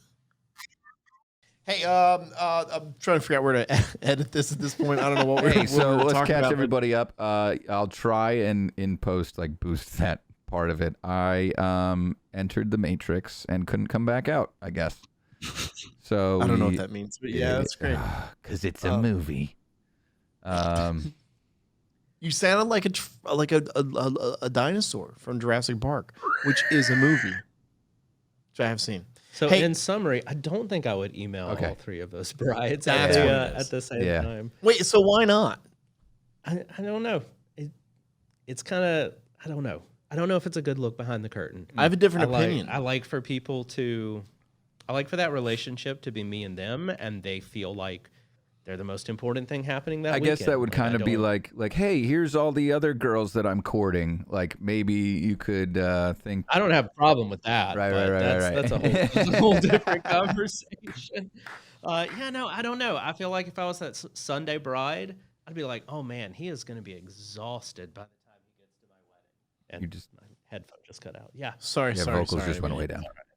My bad. No, I can understand Yeah, no, that. I feel like if I was that Sunday bride, and we know we do it, we're good at it. Yeah. Like I don't Well, like but here's I don't the like thing. triple hitters, but like we do that. If we know that that's in our comfort level and we know that we can deliver, Oh, then yeah. that's fine. I did. But they don't necessarily know that, and they may be worried about that. It just I feel like That's a good point. it would add a question in. Like If it were a wedding like the one that I had to deal with this past week, yeah, I would leave her off all other emails with all other people, right? But I mean, I've tossed so I have another podcast where like it's just the DJ company podcast. yeah. And I've reached out to couples like, hey, would you want to be on with another couple because you guys are both, weddings at the Avenue, a place we DJ. Like, Yeah. Talk about your experience of why you love the Avenue. It is a great place, by the way. If you're ever in Greenville, Canada, you can come see it. South Carolina. Jesus, but- Shorty, get it right. Yeah, sorry, I forgot. But like, I don't really see anything wrong with it. I think that listen, think about it this way. He emails all three like we're gonna have a fucking badass time, right? All three are badass couples, and then what if they all become best friends? All because of Kevin. That's one version. We talked about haircuts a lot. One day I went to get a haircut with the girl that always cuts my hair that I love, and she mentioned that she did her last haircut the day before at 3 a.m. Okay. and immediately the day before at 3 a.m. and then she came back in and was back in the office at like 8:30 or whatever, whenever they come in. And in my head, I went, oh man, she's really tired right now and she's about to cut my hair. Like, I got a little bit nervous. And even if she did a great job and I have faith in her and I have that relationship to know she's great, like, for a moment, I was like, ooh, I don't know if I want the person cutting my hair and setting the tone for my next, 3 weeks until it grows back so much that you can't tell. I don't know if I want that person to be running on, 5 hours of sleep. Sure. So, Well, I but don't did know. she do a great job? yeah. Okay, Good. then what's there to But worry he about? hasn't forgotten Send about that- it. So. Send that email after the wedding Yeah, then. yeah. So there you go. I think that's the answer. Just like, hey guys, I hope that you didn't even notice me tired at all by the end of the weekend because I love doing what I do. I just want to thank all three of you at the same time for making me a part of your wedding. So, God willing, everything goes perfectly. So yeah, You good call, Arley. Arley, you laid a little Easter egg in that sentence about being Not having a problem with that. Those were his exact words. joined to multiple people, and it is Conjoined. something that like Can we come up with 3 more awkward ways to say it? Yeah. Go. multiplied. Okay. I got nothing else. Okay, carry on. So when I met you, here's the thing. I'm old. Okay, so I don't. I've talked about this. We've had this conversation, Oh yeah. and I don't know where to begin with this conversation on the podcast. We can tell. But I do want to talk about your personal life, and I want people to know about Arley the DJ, like behind the music per se. So Arley, I have 0 women in my life. You have multiple. No, I don't have multiple women in my life, but I do have multiple partners. In Oh, my multiple life. partners. Yeah. Sorry, yeah, multiple partners in your life. So yeah, I have. Sorry, I meant yeah. I know what you're saying. Sorry. So multiple partners in your life. So I have 2 fiancés. I have 2 people that I am romantically entwined with. Okay. I have been with Skylar for about 5 years now, and I have been with Cassidy for about 3.5 to 4 years now, somewhere in there. I've so many questions on this topic, and I'm being serious about this. Like, when did you decide like this? Like, that was the lifestyle you wanted to live? I don't know if I really decided it. Sorry, I made the wrong verbiage. No, okay. I'm super comfy with this. Sure. I'm super comfy talking about it, and I'm super comfy talking to people about it who don't necessarily know all the verbiage. So don't worry about it. Like, I'll help with the verbiage, and don't feel attacked. I remember we were in Vegas. I think it was Cassidy, right? And I think I said, did I say her? Maybe. And you said she identifies. So Cassidy and Skylar are both like non-binary kind of. And Cassidy leans much more like femme presenting, and Skylar leans much more masculine presenting, I guess. But to the polyamory part, like, I don't know, there wasn't really a defined moment where like it clicked.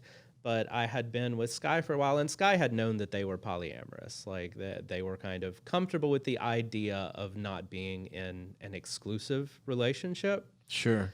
But I kind of just started getting exposed to it more and more, and like heard more about it, and then researched it a lot because that's part of it. But the entire concept of like relationship anarchy, of there not being some limit to how you love or who you love or how you express that love. And if you have people who are also comfy with that and are on the same page, like, it just it works. Yeah. Well, and in Vegas, what I was trying to get to is that I think I said she, and you corrected me because probably Skylar. One of your partners identifies as they. Yep. And I looked at Arley because again I don't know I don't, and Arley literally, instead of getting just pissed off, like, you know, he literally for 30 minutes explained to me what, you know, why they and why that process. And then you explained to me like your relationship. I mean, you just were like genuinely nice about me not knowing how your relationship works. Yeah. And you going, hey, this is how everything unfolds. And then I walked away with, I still have 0 people in my Yeah, there's definitely layers to it. It's hard for me to like just talk about polyamory, because when I talk about my partners, I also talk about, you know, them being non-binary or trans. Sure. And there ends up being a lot of layers that people don't necessarily know all the terminology or all the, you know, lifestyle roles. I guess that's a dumb way to say it, but people don't know as much about it. So there ends up being more and more to unpack. But I think instead of, and again, we live in this society where I think that you can do whatever you want.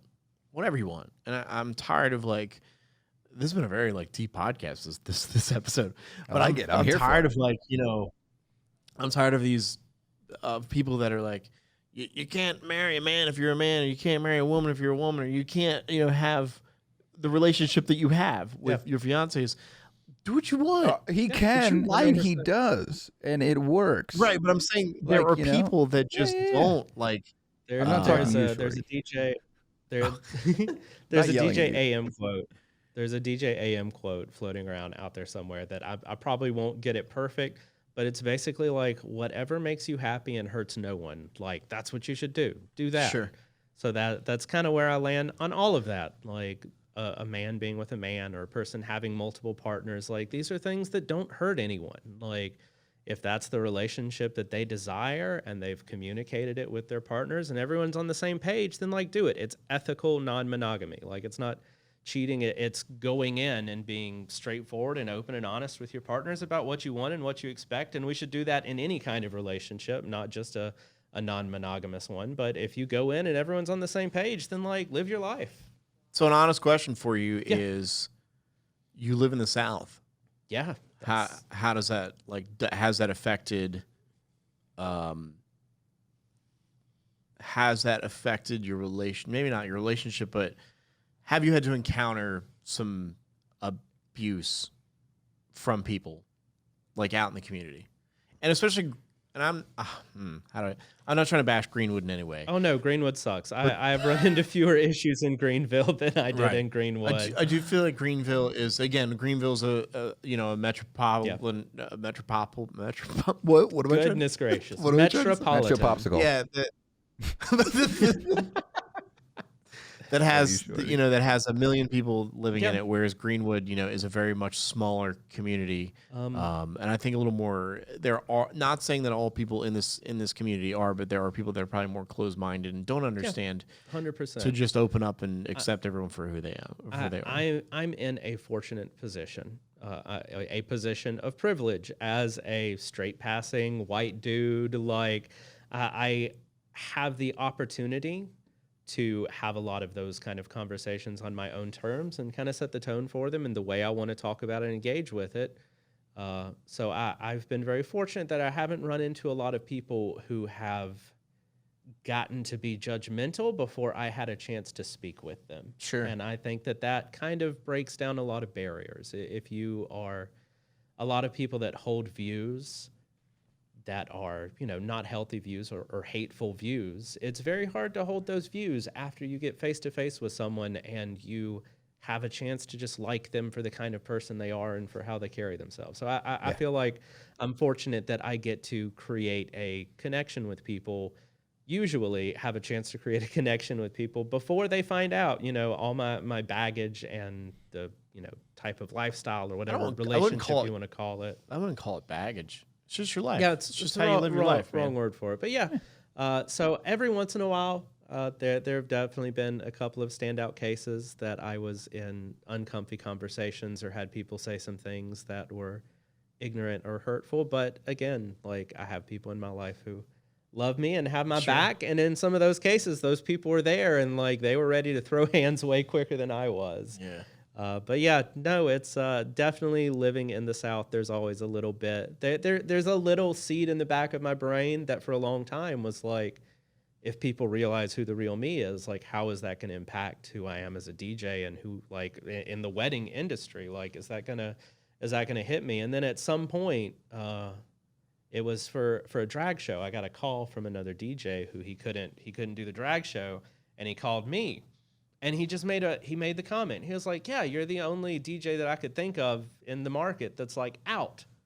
I was like, man, that kind of like reframed how I looked at it. I was like, yeah, I am in the market and out. And now it's connected me with something that I would love to do and be a part of. And it was like anyone who is turned off or turned away by who I am and it makes them not want to work with me, that's okay. I would rather work with, my ideal client is cool with who I am. Yeah. So Absolutely. I think it's only worked out to be a win for me. Well, but then at the end of the day, it's like, man, you're just living life and you're a good dude. Who cares? I'm jealous. You have multiple people. I'm over here just chilling with my dog. Me and Percy just hanging out together. But that's cool too. I also have multiple dogs. Gosh, now. Damn, he's got you beat on so many fronts, Shorty. 2 fiancés, 2 dogs, and a cat. Let's go. Let's go. We live in life out here. That's awesome. Yeah, man. I've talked to this off. I talked about off the air because again, I don't know if you'd want to talk about it on a podcast, and it's not like we're getting 10,000 listens a week. But I mean, I'm comfy and I'm open. I enjoy talking about this because it normalizes it. The more people that know, like, the less of a weird thing it's going to be. Some listener on the podcast right now is like, oh, that's what polyamory is. And the next time they meet a person that they find out is polyamorous, they already know about it. Yeah. Like, I'm glad that can be, something that isn't as weird after you know what's out there. And there are people living normal lives and just chilling and being them. I'll say, man, we were in Vegas at Mex with you and your team at Uptown, and Chris Cruz joined us. It was the first time I've ever met Chris Cruz, by the way. We've known each other 10 years. I love you, Chris Cruz. I know you're listening. Chris had a billion nice things to say about you after Mex. And was it Mac? No. It was Wedding MBA. Yeah. In November. Another show that Kevin didn't show up to. Because he's sponsored by gamer-fuel.com. He doesn't have time. Broke, bro. I'm broke. Nobody's buying Gamer Fuel. Nobody's buying it. Not anymore. Not with your gamer-fuel.com/DJ High Kevin or whatever it is. It's DJ High Kevin. That's right. But Chris had a lot of great things to say about you. And loves you to death, man. He's a big supporter of yours. So I want to talk about Vegas, and then Chris will get to What the Wish and then dad jokes and get you out of here because we've held you now for 5 hours Plus, our setup today looks like we literally most of that 5 hours was just trying to get the trying to find an aux setup cord. right. I made it very difficult for Shorty by wanting to show up and actually sit next to him and do this. So you're welcome. Yeah, we could have just put you on the phone. I'm glad you're here. I'm glad you're in person. I want you here. Our offices are. By the way, our offices are literally 20 doors down from each other. H3 to H26. So like I can see this office from the back of our office. No, true story. Our warehouses are both of our garage doors are in the back. So late at night, it'll be like 11 o'clock if we have late weddings. They'll be unloading while we're unloading, and we're just all shouting at each other like, "Hey guys, how are you?" All the time, I'll stop by my way by and say what's up and like check in with everybody. And all the time, Shorty will blow by our office while we're loading out and like not say anything. Dude, gotta get on the person. I do enjoy the fact that our offices are very close to each other because we do get to see each other. You guys are like family. And when to we us. eventually buy your business, like it will be super convenient because it'll be right here. Because I won't be here. I'll be in a van in fucking Wyoming because I don't want to live. Yeah, right. He'll be cruising right past you guys in his brand new van, just not saying anything all over again. So you were in Vegas for February for Mex. Yep. And you actually get to DJ on stage. Yeah, that was super cool. Same stage with Drew and Fuse. On a different night. Yeah, but I mean, same stage, same setup. It was super, super freaking fun. And it was awesome. Stephanie Rivkin, did she DJ too? Yeah. Another Connecticut person. She was actually right after me, I think. Sweet. So Kevin wasn't there. Right before me. She was right before me. Yeah, Kevin wasn't there, of course, again, and didn't show up. And so I want to kind of paint the picture as to what your set was like because, again, every other DJ was great. They did a great job. But, dude, in between, like, freaking songs, Arley would go out and, like, twerk in front of, like, the DJ booth and was dancing around. He was taking his shirt off. He had a thong on. Like, it was a whole thing. Yeah, absolutely none of those things are true. At the end of the set, I did make a little lap out, but there was a lot going on in my set. I did not have time to walk away from the turntables. You made a lap because what was the audience doing? They were throwing money on the stage. There's a lot of money. So we're sitting in the audience, or we're standing in the audience watching Arley DJ, and Joe Bunn pulls out just a wad of cash and just throws it up onto the stage where Arley is. And Justin looks at me and goes, "Fuck." Justin looks at me and he goes, "Well, fuck, if Joe does it, like if I don't do it, I'm his boss, like I'm gonna look like an asshole." So then Justin's like throwing cat, and then like at the end, Arley literally is taking all the money, like dumping it, and it was just wadded up bills that I was just like shoving down my shirt. I was exhausted. That was we had like 20 minutes, 15 or 20 minutes for this. I think it was 20 minutes. With your set though at Mex, and I want to talk about this real quick before we get to What the Wish. I ended up owing you $100. You did. I forgot about that. So, do you want to talk about why I owed you $100? How that came about? Do you remember how this came about? I do. There is a little sound that someone does on one of the Call of Duty games or something. Could you do it for us? Could you model the? Kevin could do it. Oh yeah. Yeah. So yeah, he the little can I get a and can I get a Shorty is like. Shorty is like, if you will get on the microphone during your set and do that, I'll give you $100. And I don't have a microphone up there, so I'm like, that's why I knew I was going to keep my $100. He texted me this like while you're backstage, 15 minutes before I'm going on. Yeah. He's like, if you he likes to do that. $100. And I let me rephrase. I texted the group chat, so it's me, Adam, Sam, Luba, Justin. Everyone's aware that the receipts exist. Right. Yeah. So I in the back immediately like grab my laptop. I look it up because it's a sound that he's getting from somewhere. So I'm like, okay, this has got to be a sound bite out there somewhere. I find it on YouTube or whatever, and I record it onto my laptop. And somewhere in my mix, I actually scratch it a little bit. I got the little. There was like a drop somewhere that I was gonna do something else, but I did the can I get a yeah. So yeah, that was pretty fun.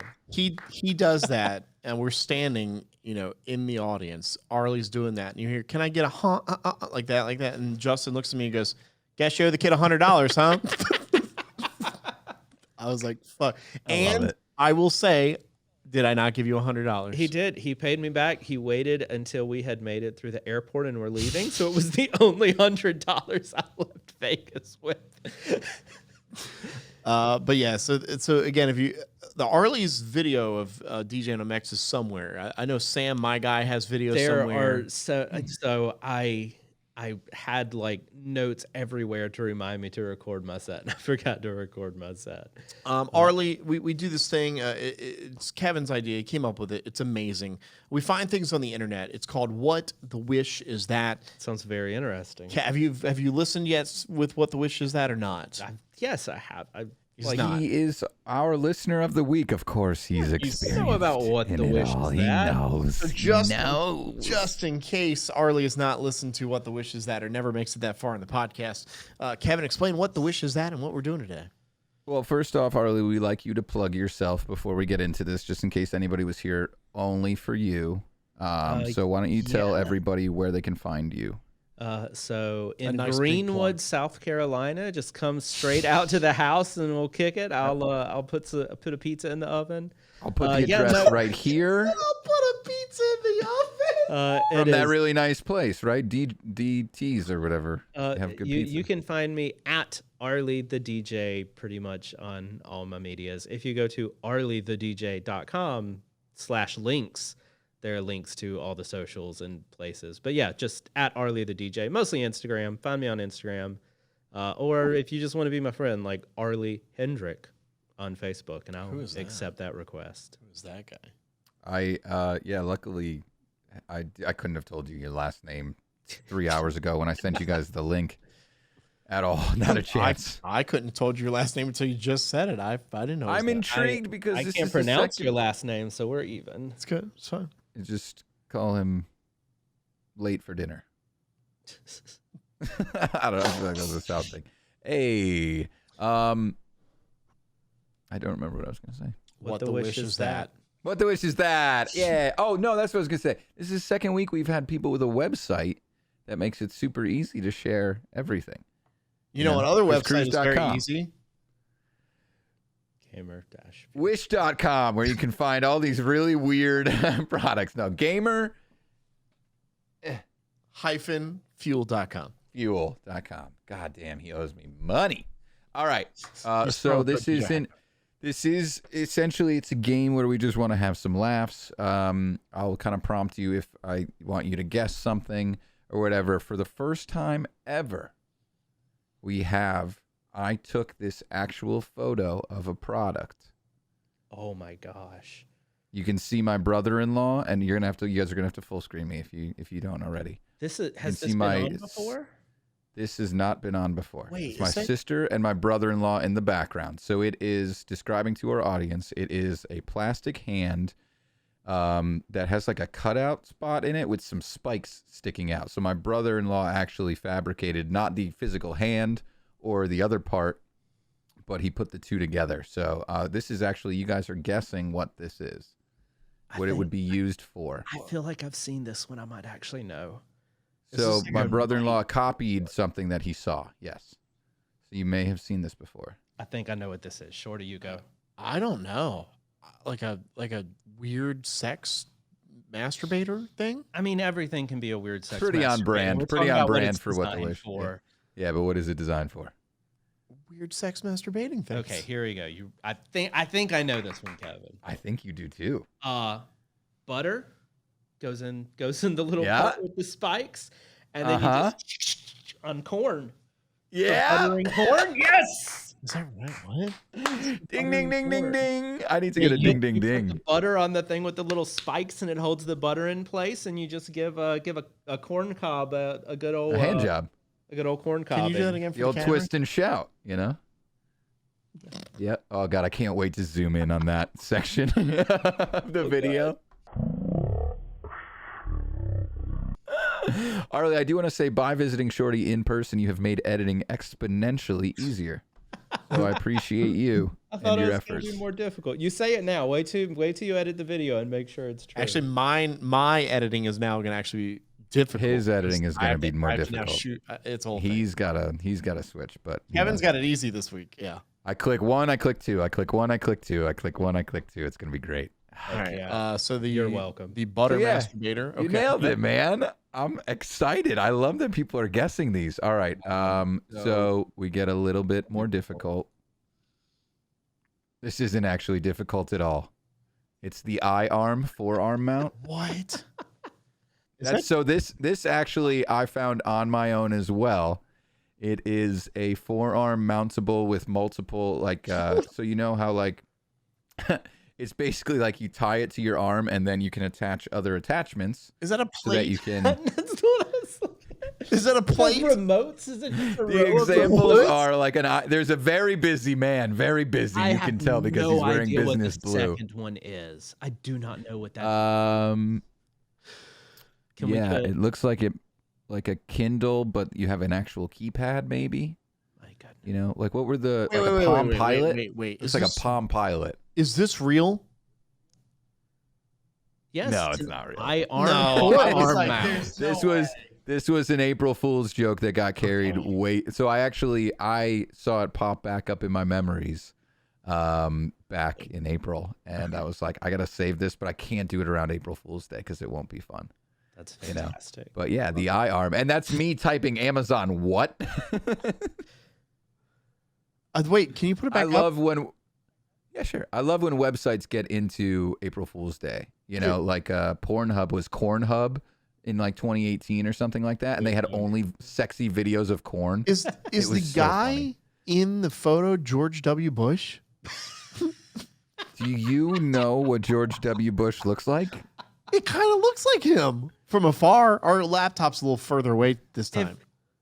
It looks like George If you W. couldn't Bush. see his chin and you were like 7 feet away from the screen, then maybe. It looks like George W. Bush a little bit. I'm just saying. Next, make a wish. I mean, so yeah, that's not real, but the Caesar salad just gets me, dude. That's the funniest one, It'd have right? to be like a magnet mount. So yeah, I'm guessing that would be like how they would pretend It's to sell. brilliant. But final one is actually stolen. I stole it from Steve Disco Newsome, who is actually a good buddy of mine on the Twitch world, and we talk about his testicles a ton. I've got some stuff. I'm gonna pull something down eventually, but I wanted to zoom it in. So Steve is a friend of mine, and would you guys like to guess what this is? Is it necessary to guess? I don't think so. This It's necessary is at all. a, Do you want to see what Steve said it was? I'm gonna go with like balls out for Harambe right there. Yeah. What did Steve That's say? our first Harambe mention too. Steve said, "Is it me or is this the world's shittiest Batman costume?" Oh gosh, that's extraordinary. Steve is a super funny guy, and I'm really glad that I got a chance to say something about him on the show. He's a super hardworking guy on the Twitch world, so check him out, Steve Disco Newsome on Twitch. But yeah, pretty much this is just it's a place to put your family jewels and the staff. You know, Just hangs them right out there. I'm so lost as Just to right out there. why this is even a thing. I'm really enjoying you flashing it on your face in the background. It's doing the. All right. Well, it's time for That's what everybody's the wish, favorite baby. segments. It's time to dance. Do a little dad joke dance. Dad joke sponsored by gamer-fuel.com. Use the promo code DJ Hi Kevin to receive some cash off your gamer fuel. at checkout, use my name. So excited to be a part of this. Arley, I'm so excited to have you here for it. You ready? Yes. So I only have two this time, but they're both a little bit longer. Yeah, they are. I think I told this one after the show last week, Shorty. If you remember it at all, you probably don't because you had a hell of a week. But so I'm going to tell the initial joke, and then there's an actual follow-up too. Okay. So, what do a 14-year-old pregnant girl and the child inside of her have in common? What do the 14-year-old as a 14-year-old girl walks by the window right now? What do a 14-year-old girl and What a do child- a 14-year-old pregnant girl and the child inside her have in common? they don't want to live in the South? I don't Nope. am not guessing. I'm not touching this one with a 10-foot pole. I want to hear what Kevin has to say. What do a 14-year-old pregnant girl and the child inside her have in common? Both are thinking, oh no, my mom's going to kill me.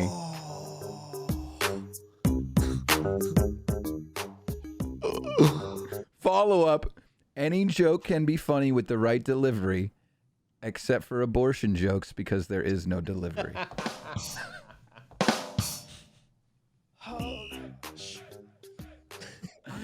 I'm losing business for this segment. Is that both the jokes? Are we done? Do I have to rate? No, that's the one. That's one. The next one is not as bad. The next one's pretty funny. Oh, so. cool. Glad we got the abortion joke out first. Yeah. We got it out. I'm from New England, so maybe my progression is showing. All right. A man goes to, this is more of just like a story joke, right? So not necessarily a full on, this and that. A man goes to the doctor for an anal exam.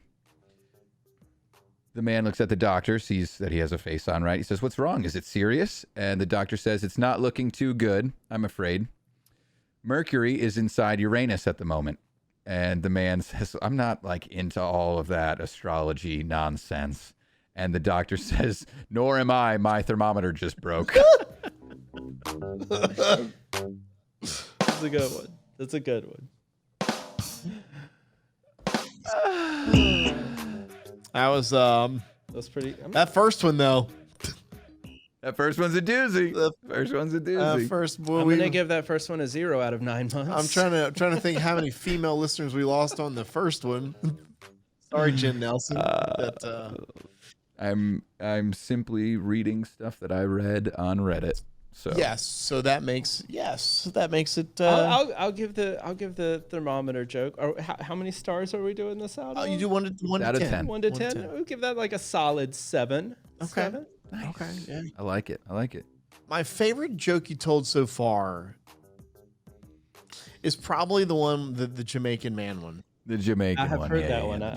yeah. That's the hardest I've ever heard Shorty laugh on the podcast. That got about Dude, 10,000. We posted on YouTube. We got about 10,000 views actually. No, not even kidding. Holy cow! It did pretty well. That's crazy. Yeah. Except for a doorbell guy. He didn't like it. Didn't like it at all. Oh my God! You know what?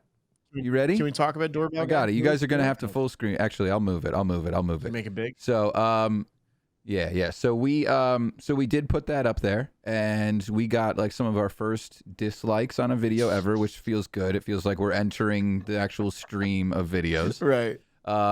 And this gentleman doorbell. So this was a while ago, not actually 5 days ago. So Shorty left like the beginning and the end of the joke as well. Like, so we were laughing afterward. We were kind of talking before. And he said, cut out the rest of the clip, bro. And Shorty just goes, huh? And that's one of my favorite parts is Shorty is literally just like the first person. Normally I'd let like maybe Garrett Clark here say why first. And then I'd go, yeah, right, huh? And then Thunder Army 67 goes, yeah, why would you say that? It was perfectly normal. And then Doorbell goes, oh, true. Totally tail between his legs after everything. Like Doorbell just bails on his opinion.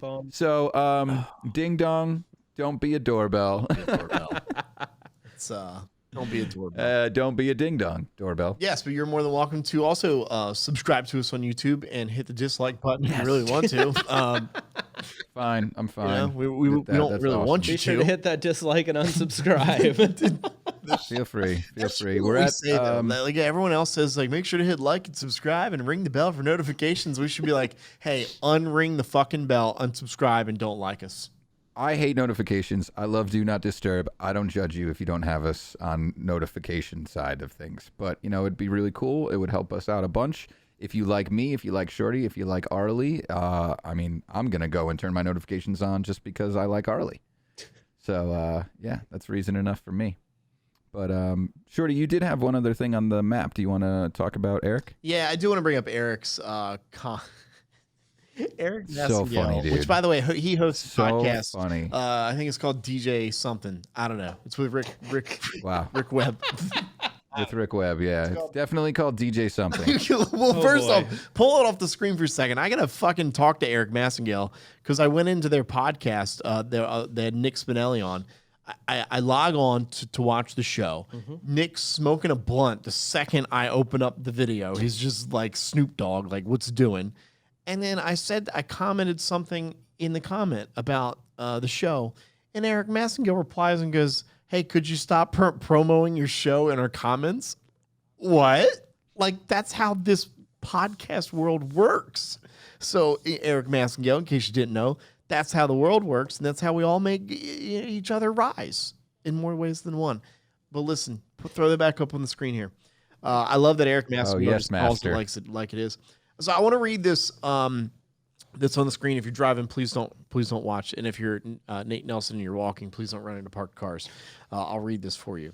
So I don't know who posts this, but I'm assuming it's in DJ Idea Sharing because it's just where all this shit comes from. I don't think he's allowed in there anymore. I'm pretty sure he got the perma ban from Idea Sharing. Actually, I think I did too. Yeah. So this guy wrote, everybody has their own style, so you do you. But I just want to point out one of the great benefits of using a laptop without a controller. And that is when you're working alone and you have to step away to use the bathroom, etc., you can lock your computer screen and nobody can mess with anything up in your absence. DJ controllers work independently of your laptop. So even if you do lock your computer screen, someone could still stop the music or something by pressing a button on your controller. Try it and you'll see. Again, you do you. I'm just offering a perspective. Eric Massengill's first comment is yes. You also cannot watch porn on a DJ controller. This guy writes that, like, first off, here I talked about this the other day on the podcast about how like it's fake. Like we live in a fake planet. Like Twitter, Instagram, Facebook, it's all fake. You know, we're just all being goofy. Yeah. Eric was not being serious here. This is fake. This dude replies back like he's legitimately concerned about Eric watching porn on his computer. Also doesn't bring up the porn stuff at all. Like he literally just like doesn't read the word porn. So we'll just call the guy Bob. Okay. Bob replies to Eric, Bob. My browsers never open when I DJ. Browsers and production software do not play well with each other. Eric replies, real DJs always have incognito browser open with a motivational video running. Sorry, Bob. He actually put his real name. Bob replies, dude, I can't believe that this is happening. Bob I can't believe this is still going. Dear Eric Massengill, well, then I guess I'm not a real DJ. Good thing my regular steady clients believe otherwise. Eric Massengill replies, probably have more regular steadies if you were watching porn while DJ.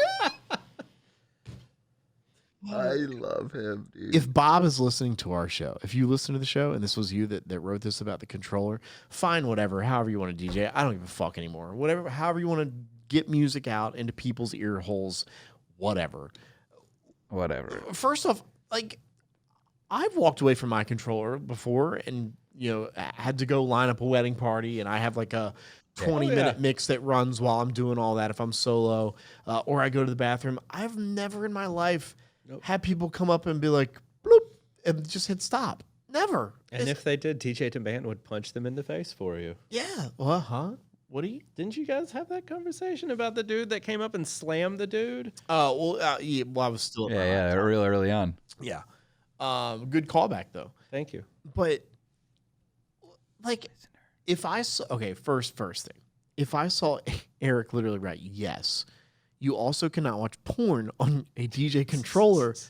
That's where it ends. Yeah. Any normal person, that's where it's like, bro, like you literally respond like, God damn, you always got these awesome hot takes, man. I love. Give us more inspiration. What else can we do? You know, like you got to feed into Eric. Eric's great. Yeah, I followed Eric before I met Eric, so I had seen him like on Facebook and Facebook. And my first impression of Eric was like, wow, this dude is an asshole and I hate him. And then I met him and I was like, oh, this dude is an asshole, but I kind of like him. He's not an asshole. He's just sarcastic. I love him. Like, I think that's what people don't understand. Eric, if you're listening, I also think you're an asshole, though. He's sarcastic, but he's definitely an asshole. Yeah, I mean, I would disagree. I just think he's very sarcastic. I mean, even the comment that he wrote in YouTube, like he was like, quit promo. Like I knew what he was doing. I'm sarcastic a little bit. I don't think to this degree. I don't go in and write like, things on DJ. Although I did post our video about old 50-year-old men that just complain on DJ idea sharing, and I actually posted that video in DJ idea sharing. So I think I'm starting. Takes balls, man. That takes I balls. think Eric is starting to rub off on me a little bit. No, I like Eric. I think people don't realize he's being sarcastic when he is, and maybe sometimes think he's being sarcastic when he's not. Hey, where's the video camera? Hey, Pioneer, listen to Eric Massengale create a controller where we can watch porn while we're doing a wedding. What are we waiting on? It's 2022. Yeah. The S11 has a 2022. little screen on it, right? You can probably There's no way you couldn't hack that and make something work, 100%. That You'd only get S11 like TikTok framed though, You wouldn't get like nice widescreen. I look for production quality, all right, in everything. Oh my gosh! Thank you, Eric Massengale, for the content this week. I needed that this week. Like after the week I've had, like I saw that screen that on my Facebook with Eric, and I was like, this is what I needed. Is like this humor of literally Eric talking about watching porn while doing a wedding, and this dude is like legitimately serious, 100% serious. So Arley, if you're doing weddings this weekend, make sure to go to two websites, porn-gamer.com. Pornfuel.com. Or you can also Gamer go to Hub. gamer-fuel.com, use the promo code DJ Hi Kevin, and receive, how much is it all for your... 15% off, 15%. That's a lot. On everything that's already discounted right now. That's yeah. awesome. So, yeah. Arley, We're doing big things, man. I appreciate you having I me. love you to death. You're one of my greatest people that I hang out with, and I wish I would have stolen you before Justin did. Should have been at So does Joe Bunn. Should have been at DT's that night. But here's the thing, man. You guys are gonna buy the company, and I'm just gonna like wave at you like at the back warehouse door while I drive away in my new van. And I go to This is Shorty manifesting his future. I go to Wyoming. Manifesting his future. I am, dude. I really would do it. I would live the van life. I would 100% outfit a van like a Sprinter, like you guys have, like a bigger one, and I would live in it. I would do the podcast in it. Percy and I would chill in it. I am 100% serious about this. No. You guys say no, but dude, I watch enough YouTube videos of these van lifers, and it's, oh my God, they're so much fun, dude. I watched this one guy called The Fine Print, and he is a production guy for a TV show. And so he just he edits videos all day on TV, on his computer in his van. As much as you talk about getting a girlfriend, I think you're going to encounter some problems when you try and take a cute girl back to your van. I mean, it's a good story. Unless it's totally baller as hell. Dude, his van is baller as fuck, man. His is. What does yours look like, Shorty? Be shit. Why can't I'm not saying it's shit. I'm asking you, what does it look Why like? can't I go to this guy and go, hey, can you build me the same van? It's right there. You totally can. I'm not that van. No, not our van. All right, y'all, we're leaving. We're not talking about vans anymore. Thank you, as always, Bye, for Kevin. tuning in. Hopefully we're under 2 hours. Are we? I think we are. I don't know. We'll see. Oh, I just tooted a little bit. Goodbye. Play the music. Please remain seated.